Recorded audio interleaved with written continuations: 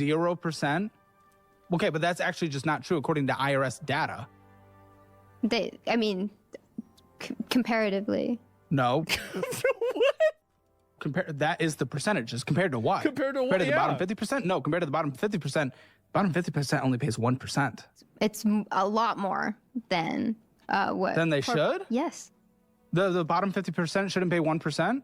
It's something like... That's interesting. You said She can't even make this argument. You could say that the bottom 50% are taxed in a lot of other regular, like, unmitigated ways. Things like sales tax, because more of people's money that they spend is spent on consumer goods that are applied to sales tax. Like, you haven't... She doesn't even know how to... Oh, my God. Which isn't... I mean, Caleb's right. But she can't even try to argue against this. that because you know the social programs that you love and you beg for that the entire European Union does. You know how they pay for it? They pay for it with a VAT tax. You know what a VAT tax is? What's a VAT? Value added. Oh, wow. So you don't even know how they pay for the social programs that you're begging for. Well, but through taxes. But what's a VAT tax? Another type This of is tax. pathetic. It's a national sales tax. So I love these videos because you know what's really funny? Every single one of these videos that's made brings us farther away from democracy where we belong. Every single one of these videos. These people vote, by the way. Oh, she's definitely a voter. Oh, she's 100% a voter. Think about how many crystals do you think this girl owns? overall, that is a less progressive tax than we have anywhere here. So the poorest people over in Europe have to pay a flat sales tax to pay. It's 20 to 25% sales tax, and that's additional to other local taxes as well. We had to deal with this inside of Starforge. So a lot of companies, this is a misleading thing that certain companies do inside of selling to a foreign population, right? Like especially European population, is that they don't include the VAT tax, and you have to, like, correct me if I'm wrong, Europeans, but if the VAT tax isn't paid, you have to go to customs and pay the VAT tax as almost like a hidden fee after purchasing a product. So I asked, like, this is the reason why, like, for example, like, I don't know if they still do it this way, but like at the time, yeah, exactly. And like, we talked to people like Milena, we talked to other people in Europe, and they didn't like that. They thought it was stupid. So, and I asked my chat, and I said, do you guys want that, or do you want that actually just to be on the bill of sale that you see immediately, right? And that way it's not inconvenient for you. And everybody said that. So like, I actually have a lot of information and knowledge about this, and it's this, people, they don't know what the hell they're pay for the social programs that they benefit. They pay a higher percentage of their income to taxes as a national base to get those percentages. Where you say the bottom 50% shouldn't even pay 1%? No, if we were going to mimic their systems over there, they would be paying much larger than 1%. You don't know what the f you're talking about. Pathetic. What am I talking about? You just said the bottom 50% should pay less than 1%. I said that they are. What? I said that the billionaires are not paying their fair share. How do you define fair share? It should be relative to what they make. It is. That's why it's a progressive tax system. Trust me, on what they make, income-wise, they are paying their 40%. Well, but if they're saying that they only made $70,000 that year. You're talking about their business? That's not what they make, that's their business, and that's relatively fair if they're employing and investing a lot in R&D and new technology. You know we have that tax structure for a reason, so people are investing in the United States economy, so they're building more products, so they're employing more people, which actually contributes more to the tax base overall.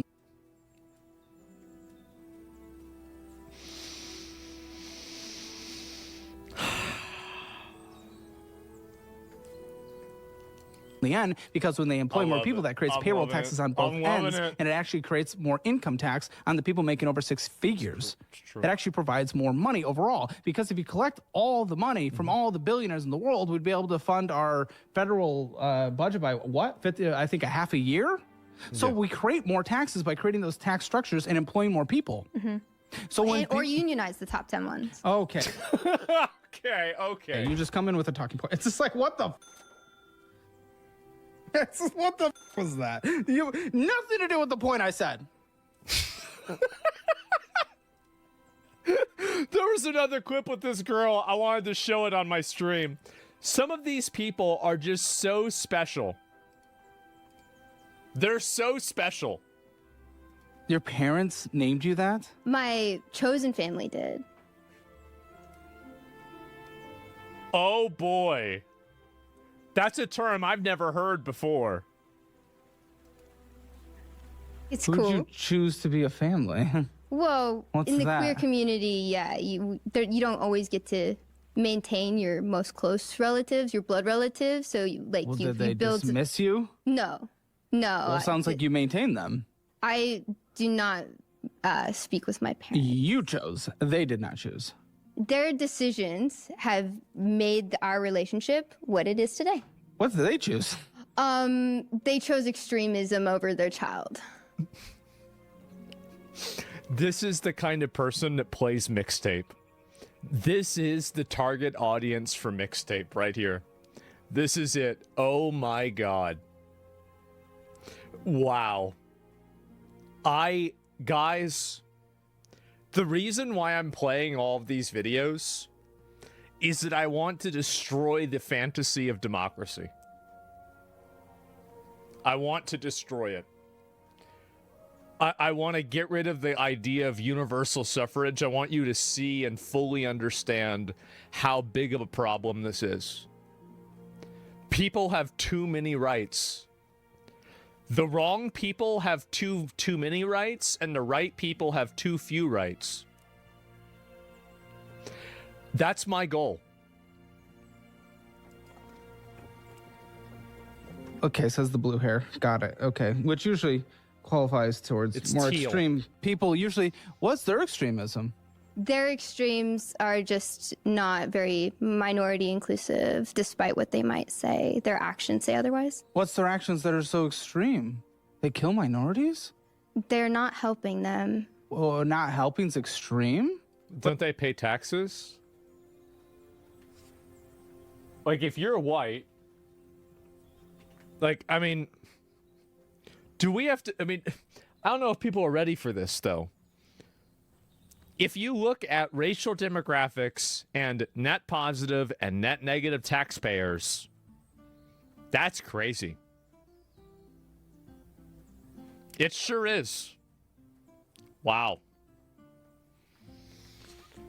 So what's helping? We've had extended conversations about what politics looks like in the world, and when they discuss it, the things that they say or choose not to say are pretty detrimental. Yeah. That doesn't sound like it's. What does this even mean? This is none of it really means anything. Like, oh my god, what an airhead. These people, they're not even saying anything. Like, what it's just like, it's just like, there's more meaningful impact of dialogue inside of like a fucking a filler quest in Genshin Impact. This is crazy. It's just gibberish, yes.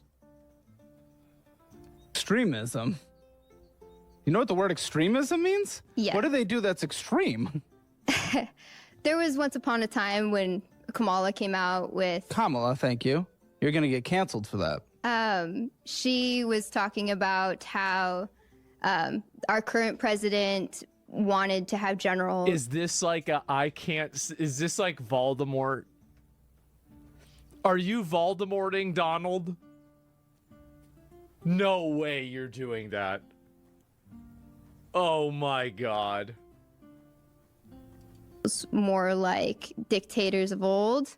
Okay. More like dictator. Just say Trump's like Hitler. Just say it. And do you want to know the reason why she's not saying it? It's because she knows it's stupid. And she knows she's going to get made fun of and mocked and humiliated for saying something so stupid. And that's the reason why these people have to exist inside of their, well, for her witch commune or her witch coven, where they collect crystals and they read tarot cards about how they're going to cast a spell on Donald Trump to make him, you know, spontaneously combust. This is it. It's what they do. And I asked my parents what they felt about that, and they said they needed the context. And I said, under what context is it okay to like want Well, Hitler's maybe generals? they wanted to understand if he was doing his classic grifting or if he was being an actual dictator, which would be bad. But we know if you follow politics, which I assume you do, he is a rifting guy, and you take like a grain of salt with pretty much everything. Yeah, he's just a bullshitter. Including saying peace is close in Iran, which I think you would agree with. And also, like, threatening to nuke them, an entire population. Exactly. Yeah. I was trying to explain this to a female, to a foid. She's not a foid. Sometimes she is. And I was trying to explain the Strait of Hormuz. Explain the Strait of Hormuz.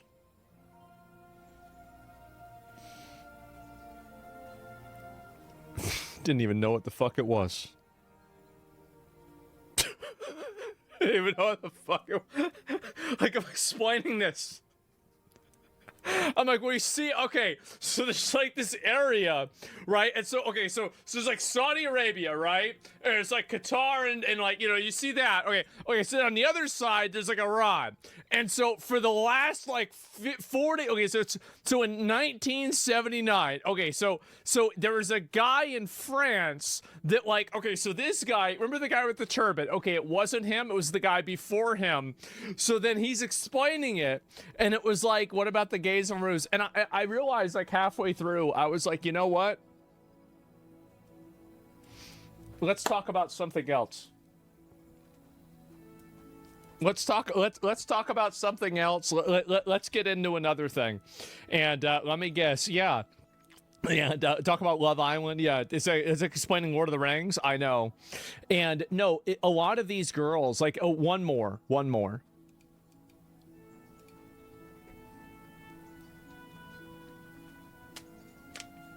Oh boy. Oh boy. My girlfriend lives there, and she didn't want to come to America. Also, didn't want to live here. Come to America? Well, she has a visa. I mean, she's here. She has a visa. She but didn't want to come to America. She doesn't have a visa. She does have a visa. She's actually here. She doesn't have a green card, and she doesn't want to get dual citizenship. But Why? I've always wanted, because America sucks, and she doesn't like America, just like me. America sucks. Yeah. Okay. I love seeing a 500-pound white woman talk about how bad America is. I love seeing that. It's exactly what I've been waiting for. She's actually about 380 pounds, assuming that she's average height. I can trust me, I can tell. That's why everyone tries to move here. That's interesting. Why does America suck? Well, one, we're gay, so like everything that's going on with like America's possibly, very gay. It's not heading that direction, Caleb. It's not heading in the direction of being gay. Yeah, it is. Like being gay, like I think that nobody cares about being gay. Like I really think this. Like nobody actually cares about this. They don't want to have it in kids' movies. They don't want to have gay parades where there's like naked dudes running around. Yeah, sure. But like, I don't think anybody cares. Like nobody gives a shit anymore. It's not 1995. Like, what are we even talking about anymore? Very gay? Well, like with gay, like being okay, like we're kind of going more into like laws that, especially like against the trans community, and then trans. also Against the trans community? Like what law? Like you can't go into a woman's bathroom if you're a man? no, but I mean it's a part of our community, the LGBTQ community. We have to remember the trans people too. No, sure, but it's not really going anti-gay. Things have only gone better for gay. It's getting In fact, close to being overturned. So typically, even with trans things, despite what rhetoric you might see, because grass is always greener, typically the United States is on the forefront of progressive values. It's been European countries that banned beta blockers and other surgeries and anything for people underage, where you can still get that in the United States. I don't know about that. Yeah. State to state. We tend to be on the more progressive, hey, f it, do whatever you want side of things. I'm not moving to Europe. Well, we know you're not moving. We can see that. Give me a second. I gotta use the bathroom. Oh my God. It's just crazy, guys. It really is. All right. Oh, shit. Okay. I've been considering increasing how often I take a shower to like once, like every other week. I did a test at the beginning of the year, and I took a shower, or I took a bath every single day of the entire month, except for 2 days because the water was frozen. And nobody noticed and nobody cared. It never changed anything. That's it. Nobody had any idea it even happened. That's crazy, right? Well, the other day, I went out, I did some yard work. I literally just went out to my fucking front yard after my show with a fucking machete, and I just cut up a tree branch, and some of it took a while to do, and I had to put that shit away. The bullshit? What do you mean? It took it took like probably 15, 20 minutes, something like that. Yard work every time? Yeah. No one around you noticed? No, my neighbors nobody was outside. I just went and did it. Anyway, all right, let me continue. On the more progressive, hey, f it, do whatever you want side of things. I'm not moving to Europe.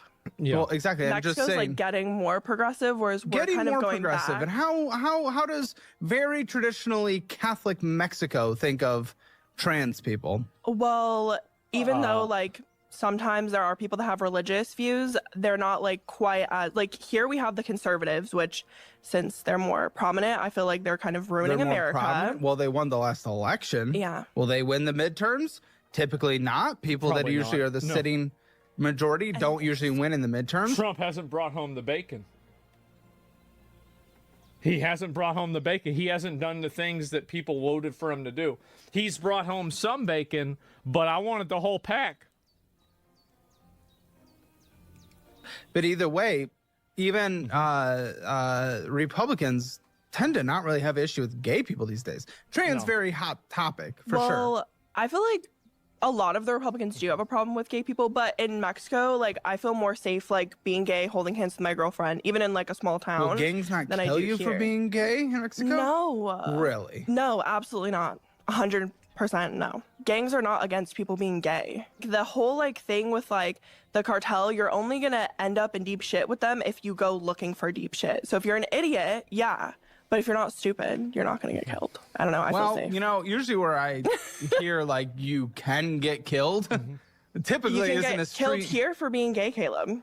So You can get killed. Dude, it's so good. You can get killed. You can get killed here. You can get killed here for being gay, Caleb.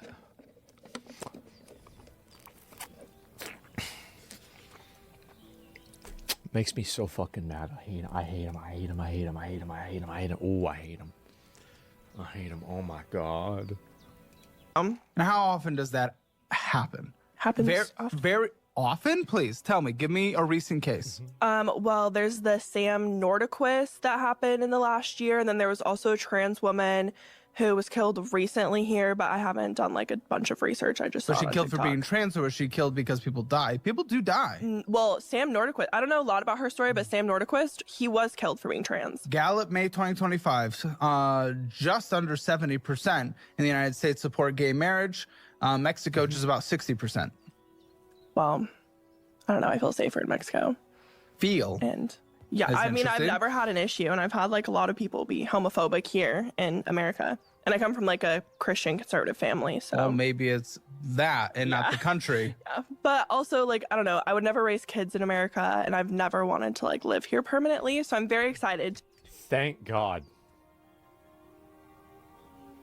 Thank God. We can send her somewhere else. You know what? You don't want to live here? It's actually infuriating. Again, these people, no. You guys don't understand how bad this really is. There are so many of these people out there, and they vote, and they have rights. They have the same rights that you do. To be starting my life. Well, in I'm okay with Mexico. you moving somewhere, and I'm okay with you moving to Mexico. Me too. And then he even retweeted this, and he said, "We are surrounded by retards." Yeah. That's one way to say it, right? I mean, holy shit. Oh my God.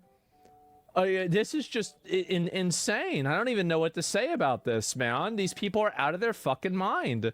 And I just watched some of these videos and it's just, holy fuck, man.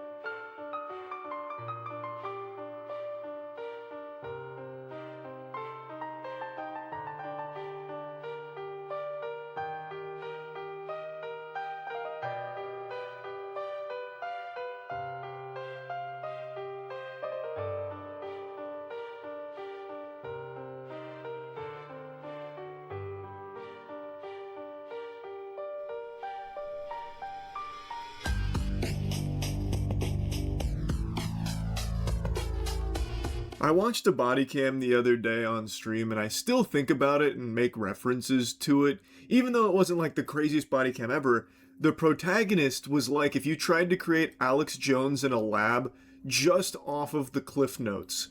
And it was so interesting, the monologues he was going on.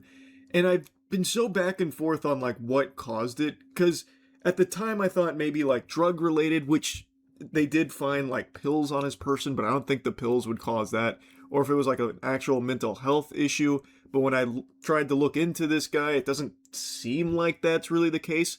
So maybe it was like substance related, but either way, the lines he was dropping throughout the body cam are iconic. The most unhinged meltdown ever caught on body cam. Is that new? Man, he's looking caught on body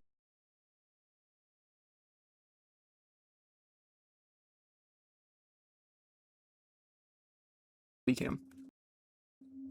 Is that new? Man, he's looking feral. He's got spit flying out, drooling. Damn. Alright, I might have to check that out.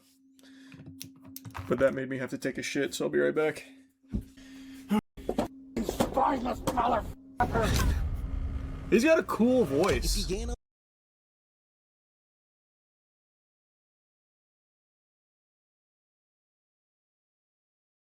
About 3 years ago, I made a video covering the story of one of the most evil streamers the space has ever seen. His name, Stephen McCullough. And he stabbed and killed his pregnant girlfriend, Natalie McNally. She was 15 weeks pregnant. He stabbed her to death. And he hatched a scheme to try and cover his ass. He played a pre-recorded GTA video as though it were a live stream on his channel to use as an alibi. Like, no guys, that couldn't have been me. Look, I was busy farming pogs with my stream. Look, I was playing GTA. I was live at the time. I couldn't have been there and killed her. I don't have the Shadow Clone Jutsu. Look at this alibi. It's so strong. It was a haunting broadcast because he even... Modern physics is weird. In quantum mechanics, we have the Schrodinger's cat thought experiment, a cat in a quantum superposition of being simultaneously alive and dead. And in relativity, the twin paradox thought experiment, a spacefaring twin ages less than her stay-at-home sibling. But what if we could combine these and send our quantum twin around the galaxy? Could we be simultaneously old and young? What would that tell us about the quantum nature of time? And would we need Schrödinger birthday candles?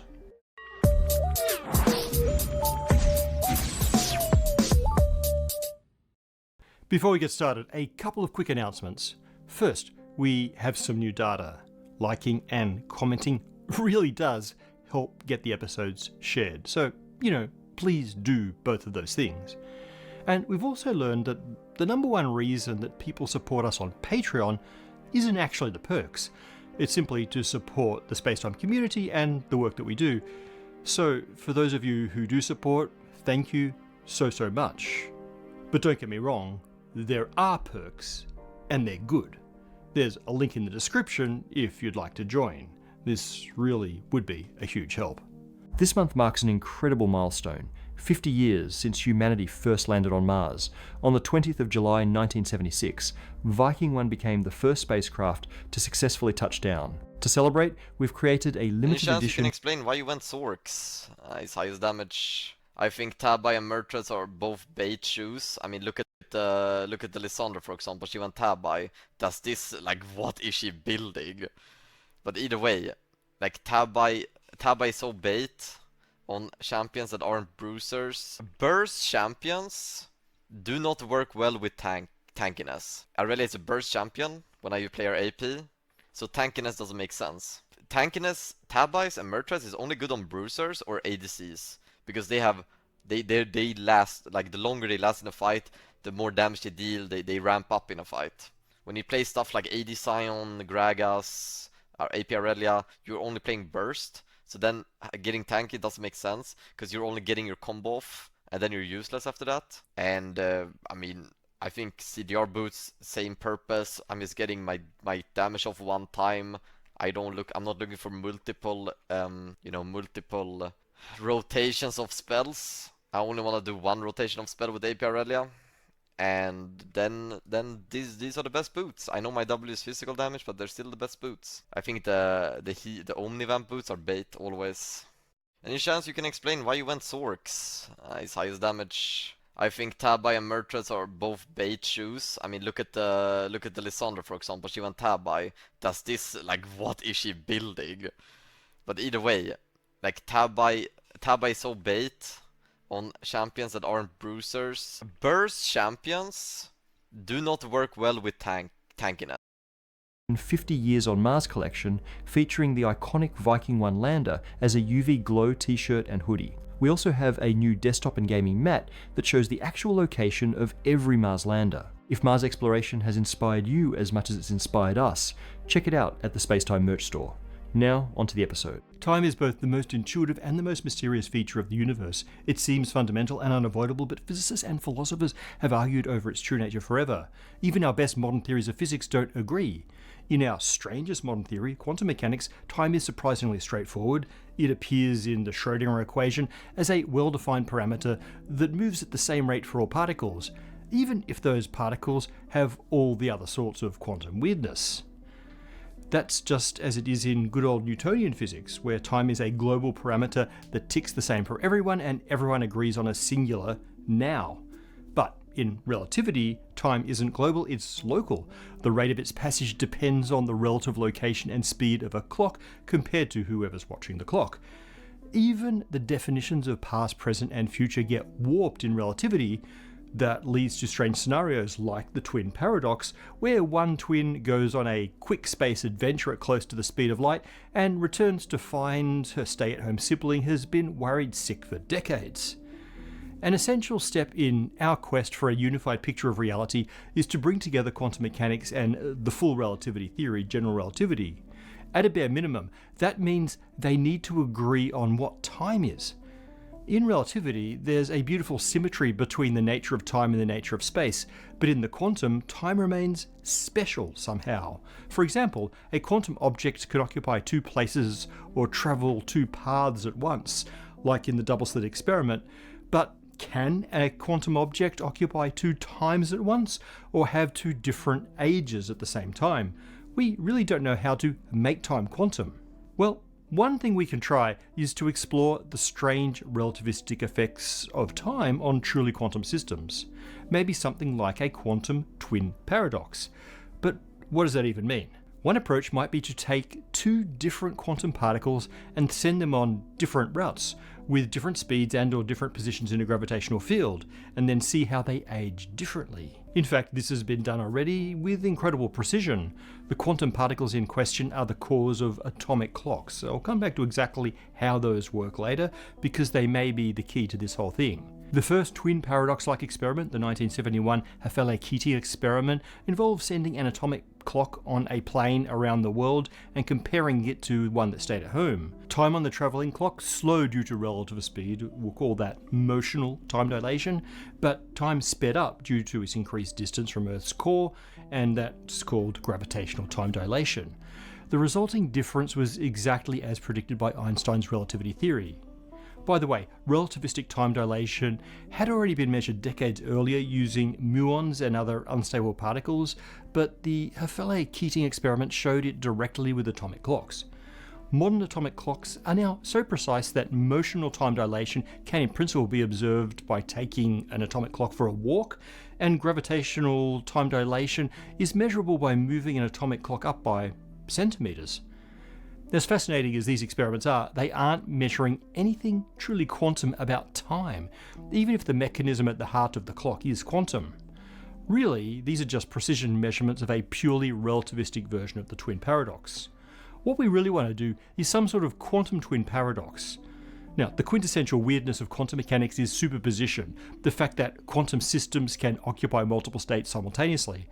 So what about doing a twin paradox experiment where instead of sending identical twins on paths that have different time flows, we send the same particle on two separate paths at the same time by using quantum superposition?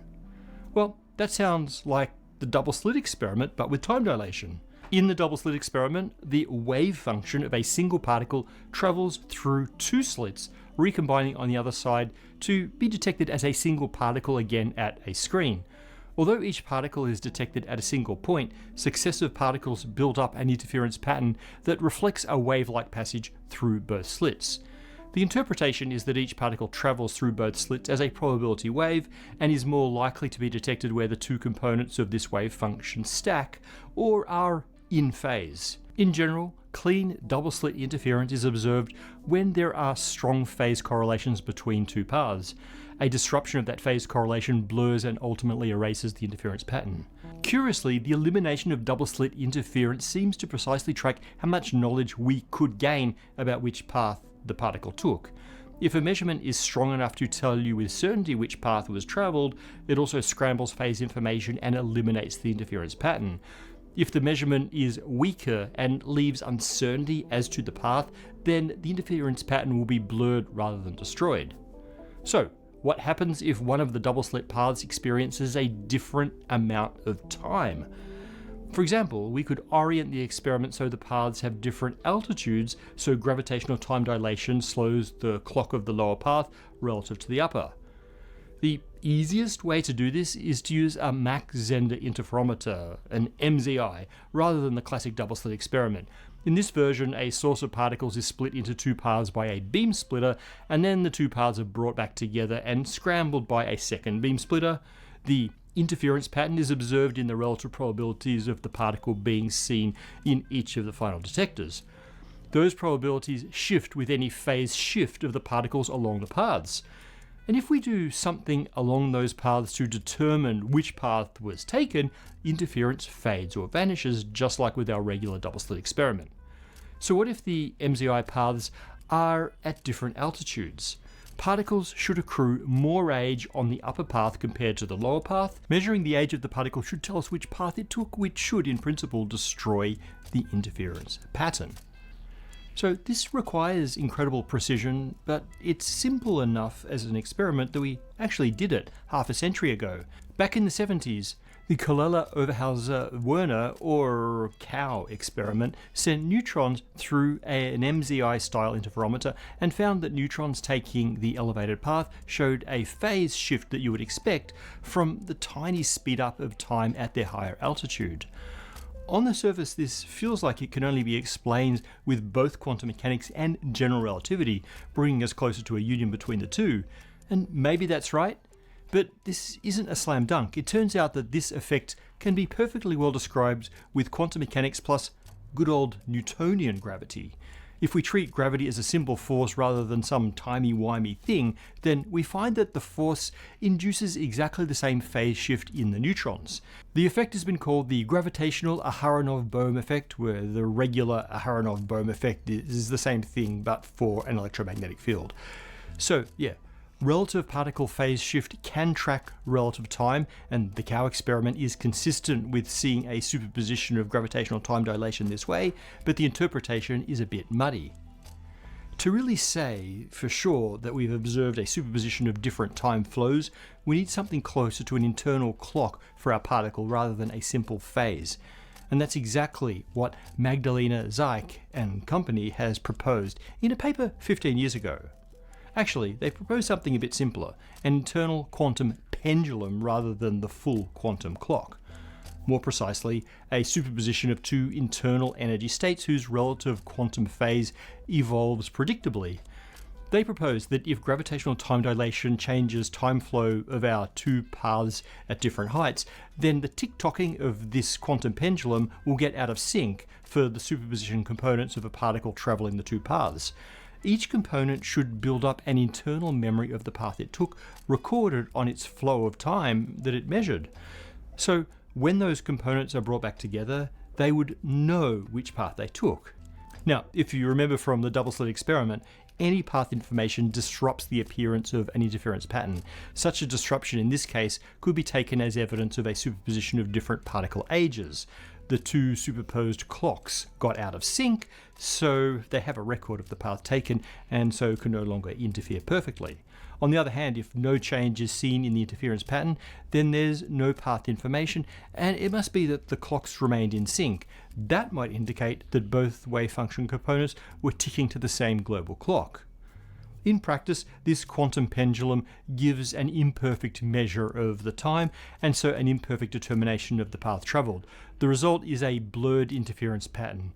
But it turns out that the amount of blurring can be precisely determined by the difference in the time flow between the paths. So time dilation should in principle be measurable this way and would be less ambiguous in its interpretation than the cow experiment, which depends on simple phase differences along the paths.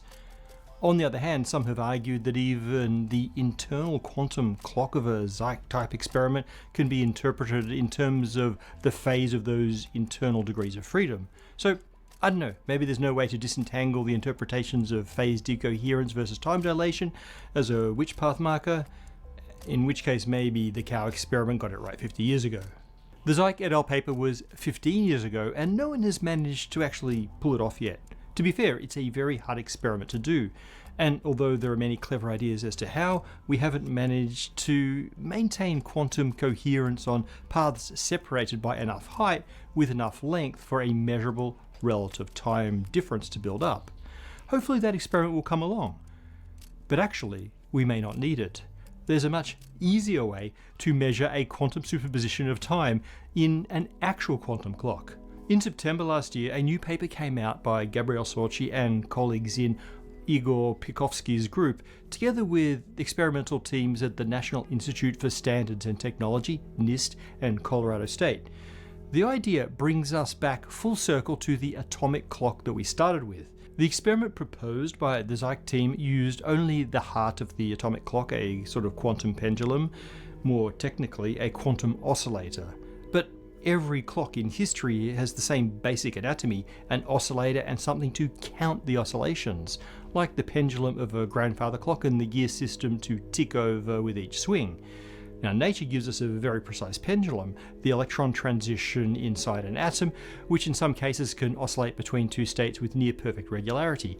To turn such a quantum pendulum into an atomic clock, you take an ion and hit it with a laser pulse that places it in a superposition of its ground state and excited state. This triggers the quantum system to begin evolving in a predictable fashion, with the phase of the system evolving at precisely the transition frequency. By locking the frequency of the laser to that oscillator and then gearing down to a lower frequency laser, the oscillations can be counted.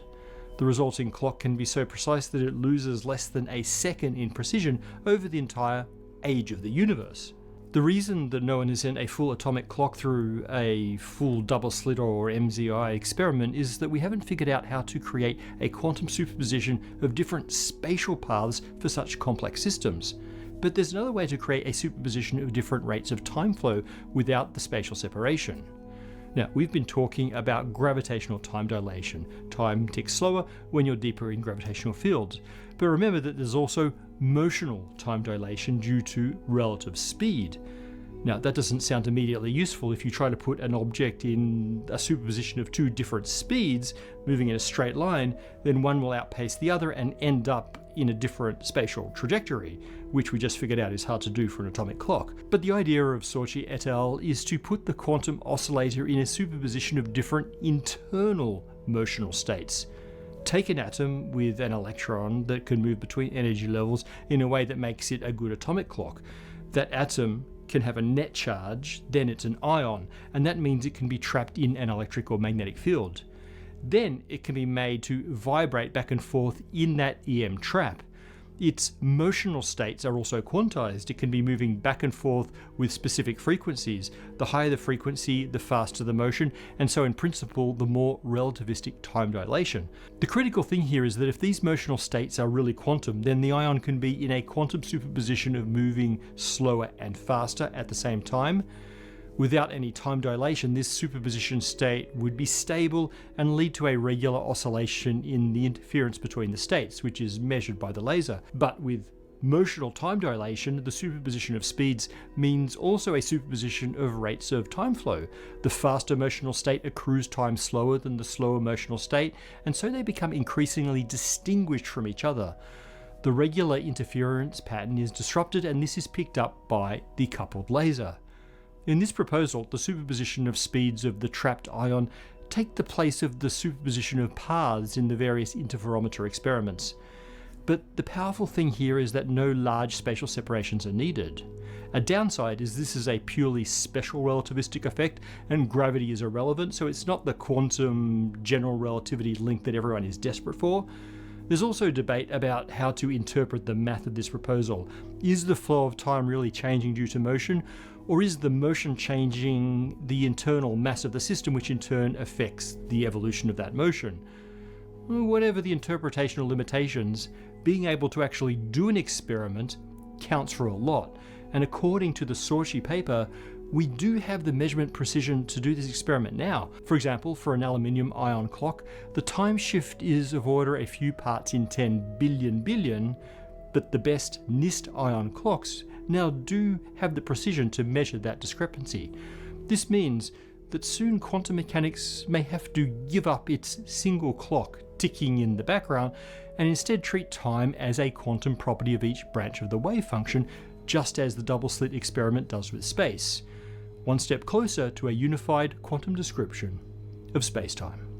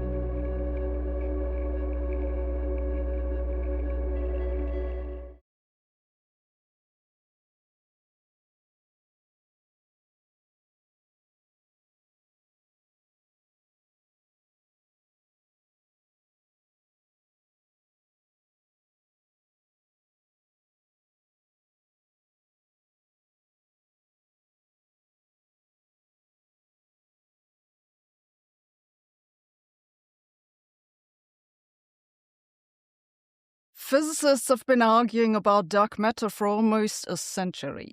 And now, after all this time, their most favorite evidence for dark matter disappeared. This isn't just an interesting development from a scientific perspective, it's also a good illustration for what's going wrong in this research area. I have a brief summary. Dark matter is supposedly invisible stuff that makes up 80% of the matter in the universe and that makes itself noticeable only through its gravitational pull. But decades of attempts to measure even a single one of the dark matter particles failed.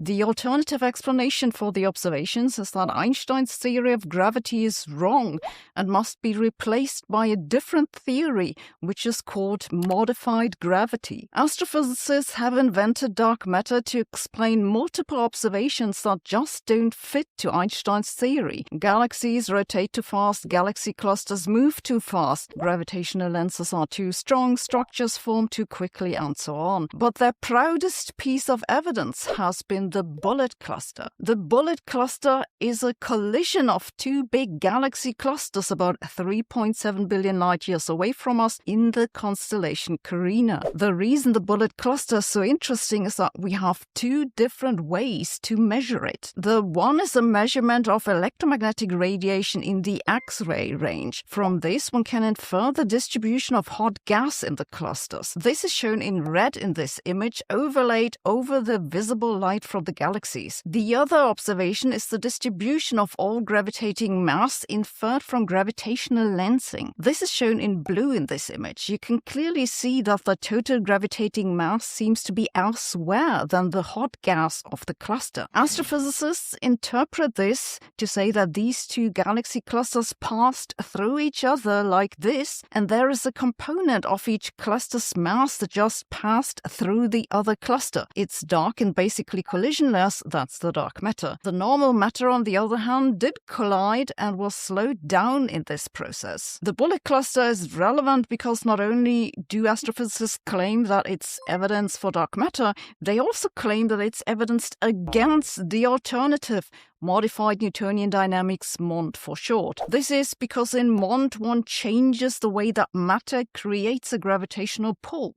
At low accelerations, gravity is then stronger than Einstein said. But in MOND, gravity still pulls in the same direction, namely that created by the normal matter. The bullet cluster seems to say, no, that doesn't work. The news is now that a group of researchers from the University of Bonn say that the observations of the bullet cluster are fully compatible with MOND after all. They claim that the standard explanation of the bullet cluster observations undercounted ordinary but dark matter, such as white dwarfs, neutron stars, and black holes, left behind by an early generation of massive stars. They used the most recent data from the James Webb Space Telescope and compared it with a model in which the galaxies contain more massive stars than previously assumed. They find that with the new data, realistic amounts of ordinary matter suffice to make the observations compatible with MOND. This doesn't rule out dark matter, but it means that the bullet cluster no longer rules out MOND. Or does it? Well, that's where the problems start. The bullet cluster has never been good evidence either for dark matter or against MOND. This is because to fit the observations, the two clusters must have collided at enormously high velocity. Where the clusters would get such high velocity is difficult to explain in a universe with dark matter. It's actually easier to explain with MOND. The other issue is that no one in their right mind expects MOND, a phenomenological model developed to describe time-independent situations, to correctly describe a strongly dynamical situation like this. For this, you need a more complicated modification of gravity, like, for example, John Moffat's TEVAS, and he showed ages ago that this does indeed fit with bullet cluster observations. That said, either way you look at it, the bullet cluster is just one specific instance, and a statistical outlier at this, which is not good evidence one way or another. And this brings me to today's main point, namely the question of why so many astrophysicists nevertheless constantly refer to it as if it tells us anything. The reason is almost certainly that it's a deceptively simple shut-up argument. They began using this in 2008 with the first observations, and initially I saw this mostly for science communication purposes. At this point, I think astrophysicists still realized it's a nice argument, but scientifically not a good one. But then over the years, they began to believe it themselves. Especially younger people no longer question it or even look at the evidence, because anyone who questions the evidence for dark matter is a crank anyway. You see the problem? Now look, you'll know that I'm neither a fan of dark matter nor of MOND. These ideas both have too many shortcomings. But the problem is that even after all these years, these two camps are still basically not talking to each other. Each side has dug themselves into a hole where they insist they're right and the other side is wrong. And that's why we're stuck. And that's why I give this paper an 8 out of 10 on the bullshit meter, because I think pretty much all papers that have been written about the bullet cluster are a waste of time. Subscribe for more grumpy takes on the miserable status of physics. A few years ago, I received some ugly letters from a debt collection company. They threatened. Couldn't help himself but drop some hints about what he was going to do, and even grin and giggle about it. Just pure evil. And they got him, and he was sentenced to a life sentence with a minimum 31 years before he's even eligible for parole. And now he's appealing the life sentence because he's the most hated man in prison, and that's not fair. That's not safe for him. People don't like him in there. The appeal comes as he's been labeled the most hated man in the prison and has a target on his back. So he may not have won prom king or sexiest man alive, but he does have the prestigious title of most hated man in that prison. So that's something to be proud of, huh, Steven? I don't get the strategy here. I don't know who in their right mind would feel bad for him. He's calling the Wambulance, playing a sad song on the world's smallest violin. They don't like me here. Oh no! What? The psychopath who murdered his 15-week pregnant girlfriend isn't well liked amongst the other inmates? Clear my schedule. We gotta get him out of there. We gotta extract him here. Oh, my heart's breaking. What, are they giving you knuckle sandwiches and wedgies and sticking your head in the toilet and flushing it? The swirlies? Steven, is that what's happening? That's good. That's actually wonderful news, actually. It's hard not to smile. According to the Mirror, inmates at the high-security Mogberry prison have the YouTuber on a hit list because he killed a pregnant woman and it's causing a bit of a security nightmare. That's one thing the prisoners don't like, harming innocent children. Some of the worst attacks there have been in here have been on child killers and child abusers, one source said. And you have to understand, the human side means staff aren't going to put their own safety at risk to intervene for the likes of them. Because McCullough murdered a pregnant woman, he falls into that category. So he's currently being held in the Moyola hospital wing for his own protection since it's separated from the other units and houses around 19 high-profile inmates. That's something you always hear about how other inmates will target child molesters and child killers. And the thing is, if the idea of this appeal is to try and get him moved to another prison for his own safety, it'll probably be the same song and dance there, I imagine. So he's claiming, his team is claiming that he is like on a hit list. He's the most hated man in prison. Thus, they're now lodging an appeal against the sentence. I personally don't see how that has any effect on the sentencing, the fact that the other inmates fucking hate him. And if he is on a hit list, then keep him separated like he currently is in the hospital wing or whatever. I don't see why that would matter at all to the sentencing. Oh, you mean he's hated in there?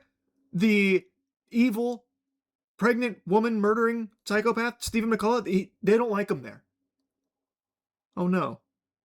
Anyway, like, that's a certified who cares moment. He was found guilty, and him being hated in prison doesn't provide any new evidence to proclaim his innocence. So I don't see... And again, I'm not like a lawyer, so I don't get like the nuance and the intricacies of how this works, but I don't see how them coming back and appealing it, saying like, oh, he's the most hated man in there. They don't like him. They shoot spitballs at him. And he pissed his pants. He's tinkled his britches. He's learned his lesson. Now let's appeal this. Come on, let's approach this differently. I just don't see why that matters. Like the hit list thing, yeah, I get them maybe needing to like separate him or whatever to keep him alive. But outside of that, I don't see how this would in any way, shape, or form have any effect on his sentencing. Stephen McCullough is a monster, and he deserves to be one of the most hated men in that prison. That shouldn't come as a shock to anyone there. There should be no sympathy for that. You want to know how you avoid being the most hated man in prison? Don't fucking kill your pregnant girlfriend and unborn child. Like, I think that's a pretty easily avoidable thing. So this is the consequences of his own actions here, and it should have no effect on his sentencing. Just keep him separated from the rest of the inmates to keep him alive, and that's it. That's all you can do. That's all you should do. If anything, double his sentencing because of this bullshit. I never made like a follow-up to the Stephen McCullough case. I talked about it on stream quite a bit, but I never made like a video follow-up to it. The trial, it was like a 4-week trial. The amount of like planning and just evil shit that Stephen McCullough orchestrated here to both kill Natalie McNally as well as try and cover for himself is just diabolical. He even tried to frame her ex-partner. He tried to frame her ex-boyfriend for it, and he planned out everything like meticulously, like the pre-recorded live stream, which they eventually proved was pre-recorded, as well as the way he traveled there, got home, changed his clothes, everything. And they got him. Like, this is justice served. He was the one who did it. It's not like they potentially got the wrong guy or anything. There's no wiggle room for this being like, oh, wrong place, wrong time, he's innocent. He himself calls himself a monster, by the way. This is a very bad, awful man that should not have any kind of leniency with his sentencing just because he's the most hated man in that prison. Sorry to tell you. So anyway, wanted to yap about this a little bit. That's really about it. So, yeah.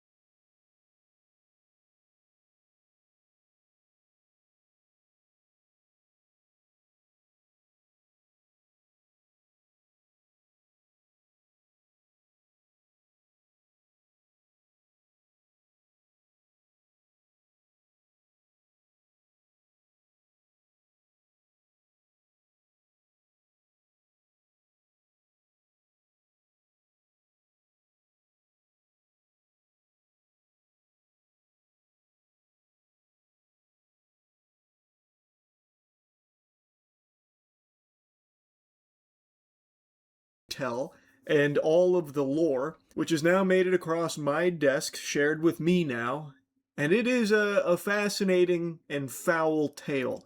So, at a Noah Khan concert, there was a shitting incident, and the video showcasing the defecation situation, aftermath, the crime scene, and all the forensic evidence with the human excrement smeared and smudged on the floor has really blown up online here. This has become like the Super Bowl Janet Jackson moment of the 2020s here. It's become a huge phenomenon, so much so that Noah Khan himself has even put out a statement urging fans to not do that again. His PSA reads, "If you have to poop at a show, please, dear God, just go to the bathroom, LMAO.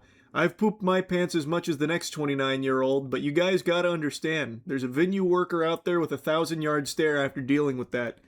True. That venue worker, he's been through the ringer now. It's some trauma that he's gone through. And he's approaching it pretty lightheartedly, but it does make me a bit curious. How many times have you pooped your pants, Noah? I'd be very interested in hearing those stories, because for me, it's like 2.5. The half is that recent time at the Deftones concert where I browned them just slightly after soldiering through for a long time with the Hershey squirts. But I'm curious his tales now that he could share here. So here's the splash zone. You can see there's a couple nuggets of shit there that have been kind of kicked around on the floor. I had to mute the audio because of DMCA. The person filming says, "What the fuck?" Pretty normal reaction to seeing shit out of its natural habitat of the toilet. It's not where you'd expect it to be, and it's certainly not where you'd want it to be at the concert that you're supposed to be having fun at. Now you're surrounded by this Methodist, the fumes here, the stink of this poop that some scoundrel just unleashed here. And then they tried to bury it like a dog, it seems, because you can see it's kicked around. And you can also notice the real shitters out there will immediately recognize that that's solid. Those are logs there. It's not like diarrhea, which indicates that the individual didn't have some kind of emergency. This isn't like a gambled on a fart scenario and you shart yourself or anything and it's all like liquidy and diarrhea-y. This is clearly someone that just didn't feel like going to the bathroom. I guess they didn't want to miss any songs. And they're like, yeah, you know what? I do have to poop. Might as well just let it rip. I can't miss any of this. Which, if I was in Noah Khan's shoes, I would take as the ultimate form of flattery. That someone loved my music so much that they're just going to shit their pants there in order to not miss a second of the action that I'm delivering. That's very cool, but, I mean, really bad for all of the other people that paid money to be there and now are forced to be in this contaminated zone. But, yeah, so to me, that doesn't seem like this was some kind of emergency that snuck up on them and they accidentally, squeeged out a poo-poo or anything. This was very clearly some dastardly duty. Like, they just decided to shit their pants. Like, they made the conscious choice to do that instead of just going to the bathroom instead. And as I said, this has become a very big story, so there are people that were around it that are now sharing their horror stories about what happened as well as explaining the situation. There's one individual on TikTok whose video has also kind of caught fire because, according to them, they were right behind the person. A Brazilian woman reached the final of the Candy Crush World Championship, and the prize money the champion took home is simply bizarre. But first, how does the Candy Crush World Championship work? So the 10 best players in the world traveled to London to compete in the championship. Among the players were the current champion, Thiago, trying to win his second title, a super charismatic Italian named Camilla, the German Max, who had gotten married just 5 days before the tournament and was spending his honeymoon competing, and our Brazilian representative, Luana, an art student from Porto Seguro in Bahia. Okay, with the 10 players gathered, the competition worked like this. They would play 3 special Candy Crush matches. The more blue candies they collected, the more points they received. Oh, but there's a very important detail. Everyone played the exact same levels at the same time, with the same pieces appearing for everyone. This is because the championship was created to minimize the randomness of the game. And then came the first round and the result caught everyone's attention. Luana finished second to last while Max finished first. Then came the second round, and Luana managed to make a massive comeback, finishing in third place, but once again, Max ended up in first. The third and final round arrived, and history repeated itself. Luana finished fifth, and Max once again in first place. With that, the top 4 advanced to the semifinals. In the first semi-final, Brazil faced Italy, and Luana faced Camila. The two played, and the result was Camila with 257 points, Luana with 392, making the Brazilian advance to the grand final. The other semi-final was between Max and Cole. They competed for the spot, and the score ended 523 points for Max and 406 for Cole. In other words, the newlywed German reached the final on his honeymoon. And the final was Brazil against Germany. Remember that Max had finished in first place in all previous rounds, but now, brother, anything was possible because in addition to the world title, the winner would take home a cash prize and a personalized ring created by Icebox, a jewelry store famous for luxury pieces with precious stones. Well, so brother, the grand finale arrived, the two competed, and this was the result. Rushner!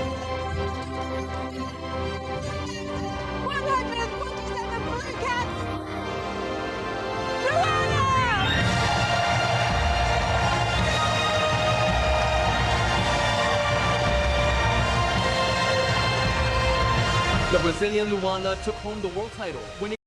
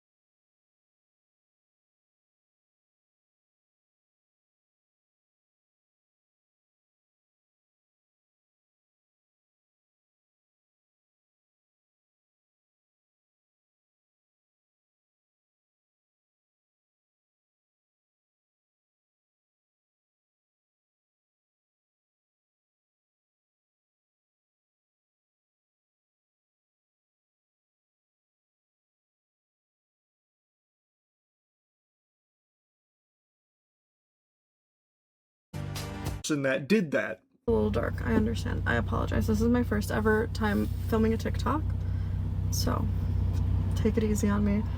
I wanted to give a story time of NoahCon Philly Poopgate 2026. A performance that will live in infamy because of one single unholy event that unfolded there with that human excrement.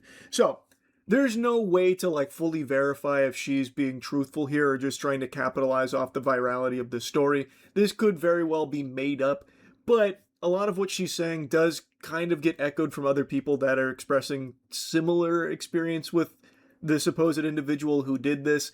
So I'm willing to just give the benefit of the doubt here. Also, this is their first TikTok. It would be a weird thing to just decide this is how I'm going to try and launch my social media career off the back of Poopgate. I'll try and gamify it through that. To me, this really does feel like someone who was there, witnessed this, couldn't believe it, saw that other people also are talking about it, so wants to give their account. I'm willing to be charitable here and take them at their word that they actually were behind the person that shat. Alright, I checked the comments and actually there is complete confirmation that what she's saying is true. She was directly behind the pooper. She was there ground zero of the NoahCon Philly Poopgate incident of 2026. So this commenter said, OMG, I was in the row ahead of the pooper, and then provides a picture that she took, which the creator of this TikTok that's telling this story, Shannon, says, oh god, there I am in the overalls traumatized. And then when you click on the picture, yeah, that does appear to be the same woman who's telling the story now. So she's being truthful. This is someone who has a first-hand account of what happened at Poopgate. I was the person seated directly behind the pooper in question. This person had been standing, singing, you know, we're two songs in, and then she then she sits. And I'm like, wow.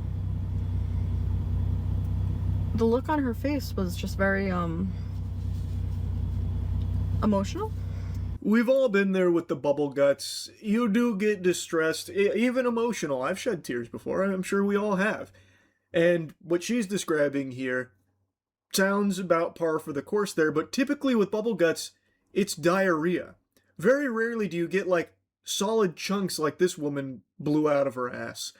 So maybe it's not related. Maybe she was just genuinely emotional at the concert, and then that emotion manifested itself in feces. I don't really know.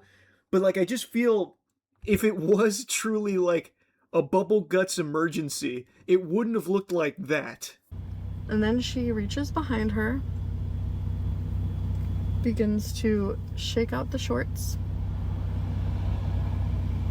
I'm reliving the horror like I went to war. I can't stop thinking about it. Two shits fall out of her ass onto the floor right in front of me. And then she tries to kick them under the seat in front of her. And it's smearing everywhere. It's all over her shoe. It's all over, like, the whole floor. And then she proceeds to continue to watch the concert. And I'm like, what do I fucking do? There's human shit on the floor right in front of me. A predicament you never want to find yourself in the middle of. It is confusing. It's alarming. It's no fun. It's not good stuff there. So yeah, apparently she stood back up. She shook her shorts and two pieces of shit fell out from there. She delivered some gifts that no one was asking for, and she tried to hide the evidence by, I guess, like, soccer ball kicking it away, like maybe to frame somebody else. Like, look at this guy! He just took a shit! Look at his feet! Or something like that. I don't really know what the plan was. Because, like, at the venue you can see, even if she did successfully, like, punt the poop away, it's still all very visible in plain sight. It's just so disgusting. What a gross person.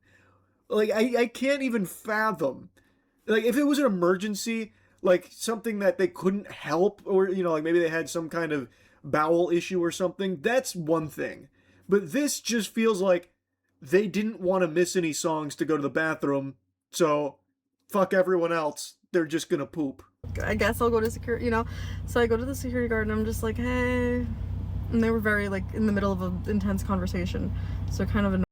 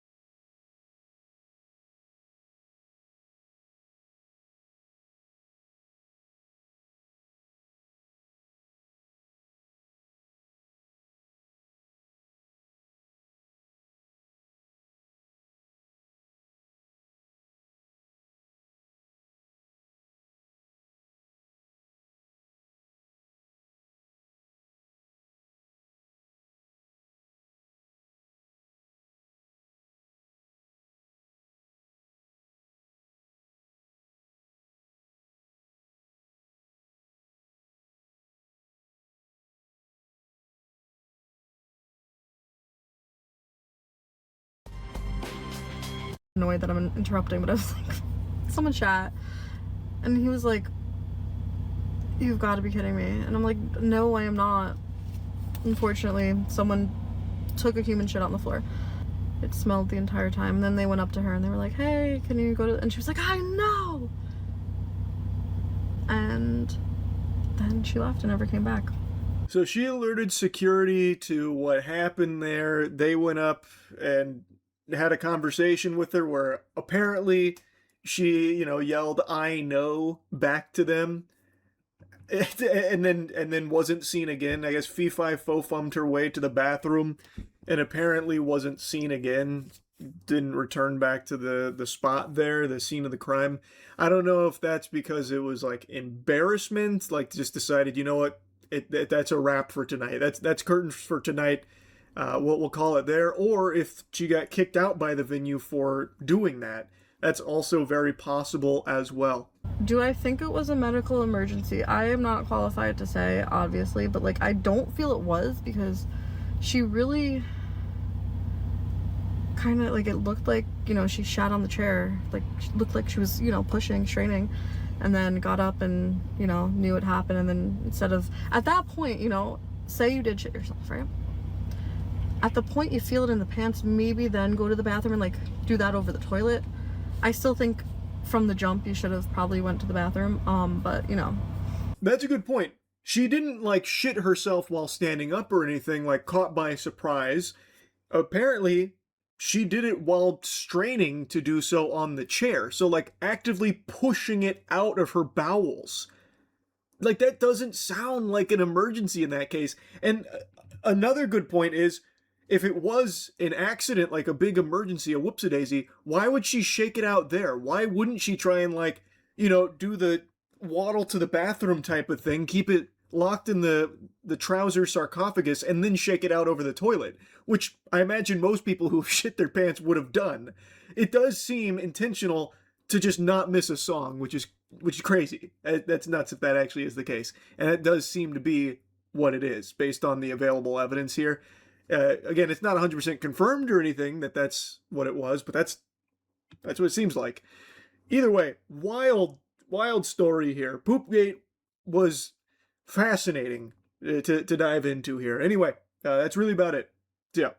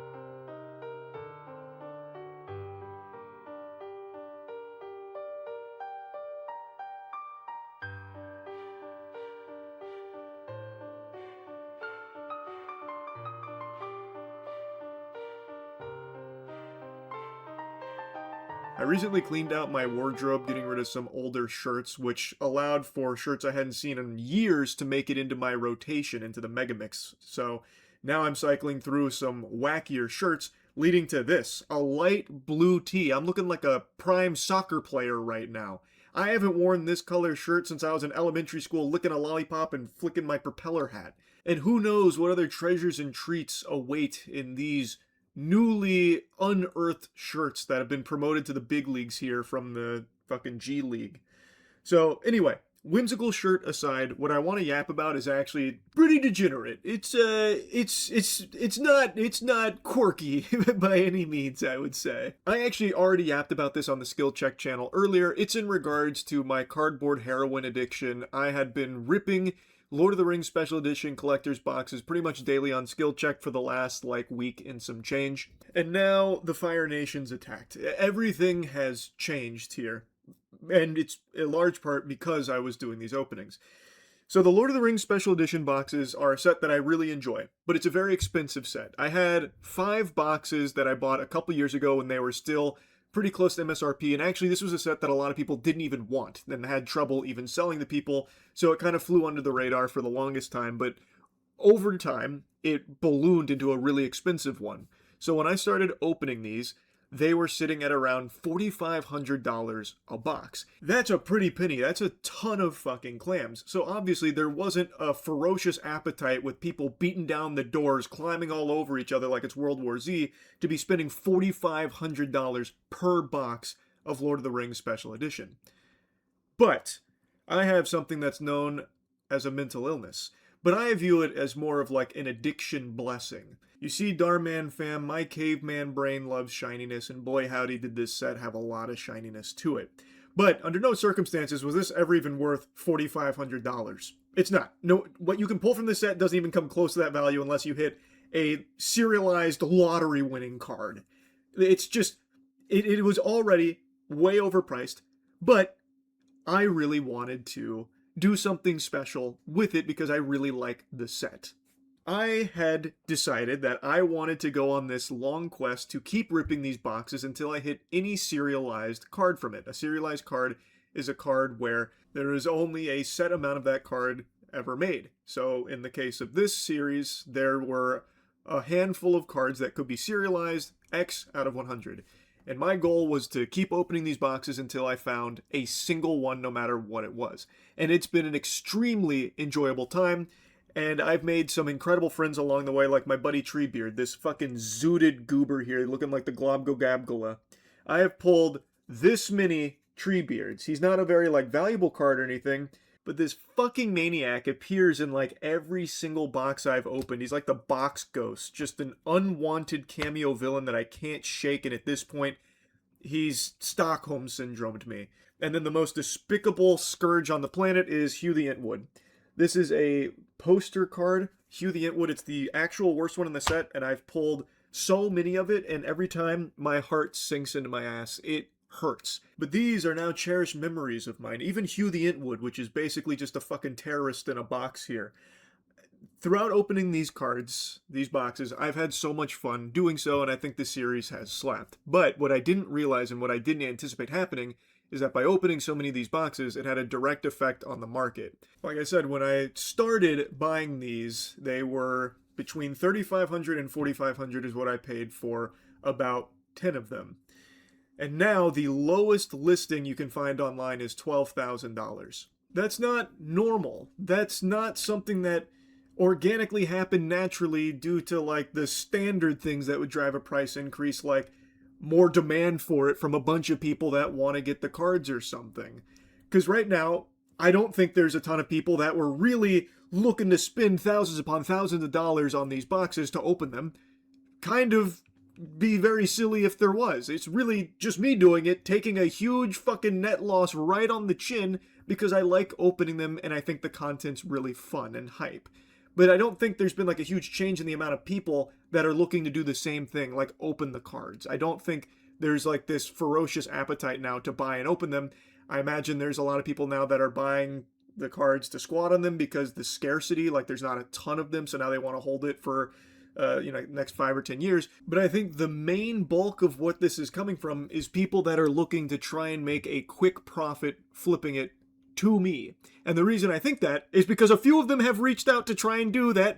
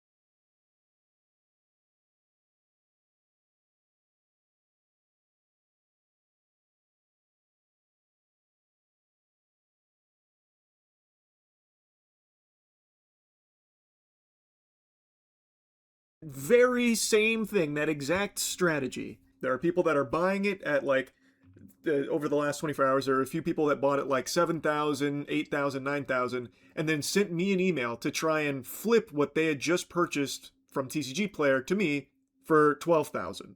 So it's people that are trying to capitalize off the perceived inability of Charles here to stop buying these boxes. So now they're trying to buy these at these crazy prices and then flip them to me for a crazier price, because now it's much harder for me to find these boxes to buy. Thus, I must be willing to pay that crazy price. And in the video I posted on Skill Check earlier, I just wanted to make it clear, no, I'm not doing that. So I'm shutting that shit down. I'm not going to do that. Like, yes, I want to keep opening these boxes, but I'm not paying that price for it. It's not worth that. That's fucking ridiculous. It's just lost in this degeneracy hype train that I didn't think would ever be like a possibility for me just opening these boxes. I want to make it clear because there's a lot of confusion here. When I open these boxes, I take a huge net loss on them. Me paying $4,500 for a box, my juiciest box, if I sold every single card in there, would have made about $1,100. The AdSense on the videos are a few $100s, so I still lose thousands every time I open one of these boxes. And I don't even sell the cards. I keep all the fucking pulls, and I'm making a wild, wacky, janky commander deck out of all of them once I'm done, which it's looking like I probably am now because these boxes are just going for stupid prices that I'm not paying. Yeah, obviously I'd love to keep opening them until I do hit a serialize, but I'm not playing around in the pig pen like this. It's just not happening. So that video was me putting the kibosh on it and letting people know, like, hey, I'm probably not going to be doing these going forward because of the prices here. It's been a very popular series on the Skill Check channel, so I thought an explanation was warranted. Also just wanted to make it clear that this kind of shit I don't like at all. This is not something I anticipated would happen. So yeah, it was a topic I wanted to talk about there. Also, to all the new faces around the Skill Check channel, glad you've enjoyed the card openings. You should also check out our games. I think we have the best Magic games on YouTube. Our shit slaps. I think we have some fucking iconic bangers when it comes to like our Box Brawl series where we're playing through every Magic the Gathering set in its history, opening the box, and then playing a Brawl Commander format with our pulls. Best Magic content on YouTube. Best TCG content. It's TCG Paradise over at Skill Check. Now, some of the comments on that video actually tilted me, I'm not gonna lie. When it comes to the TCG space, there's always going to be, like, unhinged shit in it. But there were some people accusing me of being a scalper because I was opening these boxes. I feel like that word has now lost all meaning. Like, that's... what? How is me buying boxes and opening them... I don't sell anything from it or anything either. They go into my collection. How is that me scalping anyone? I'm not benefiting off these crazy prices. That's actually butt fucking me, because I'm also the only one, I think, that is buying them to open them right now. So all it's doing is hurting me. How am I in any way the beneficiary of this new lunacy that's become normalized with these boxes. And then others are saying it's the Logan Paul method. The Logan Paul method of what? I'm opening the boxes. These aren't box breaks. I'm not selling the packs and breaking them for people. And I'm not doing this to artificially inflate the hype and the price around product that I'm actively trying to sell to people. I'm just opening these fucking boxes. I wish they were back to like $2.50 a box. The cheaper the set goes, the happier I am. The bigger my boner gets.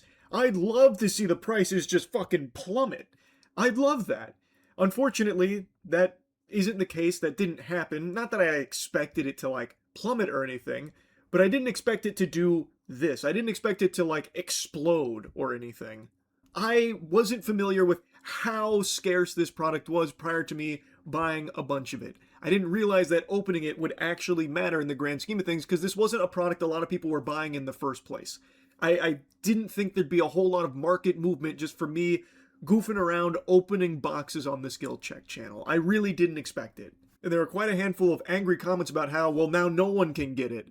Well, I'm going to tell you something, and this is the cold water, but I'm just going to be honest. No one was buying it anyway because $4,500 was already a fucking ton of money. It wasn't getting sold that often before I started buying it. So I really don't think there were a lot of people that were just minutes away from spending $4,500 on a box of Lord of the Rings Special Edition collector's boxes that were just distraught that all of a sudden I started buying them.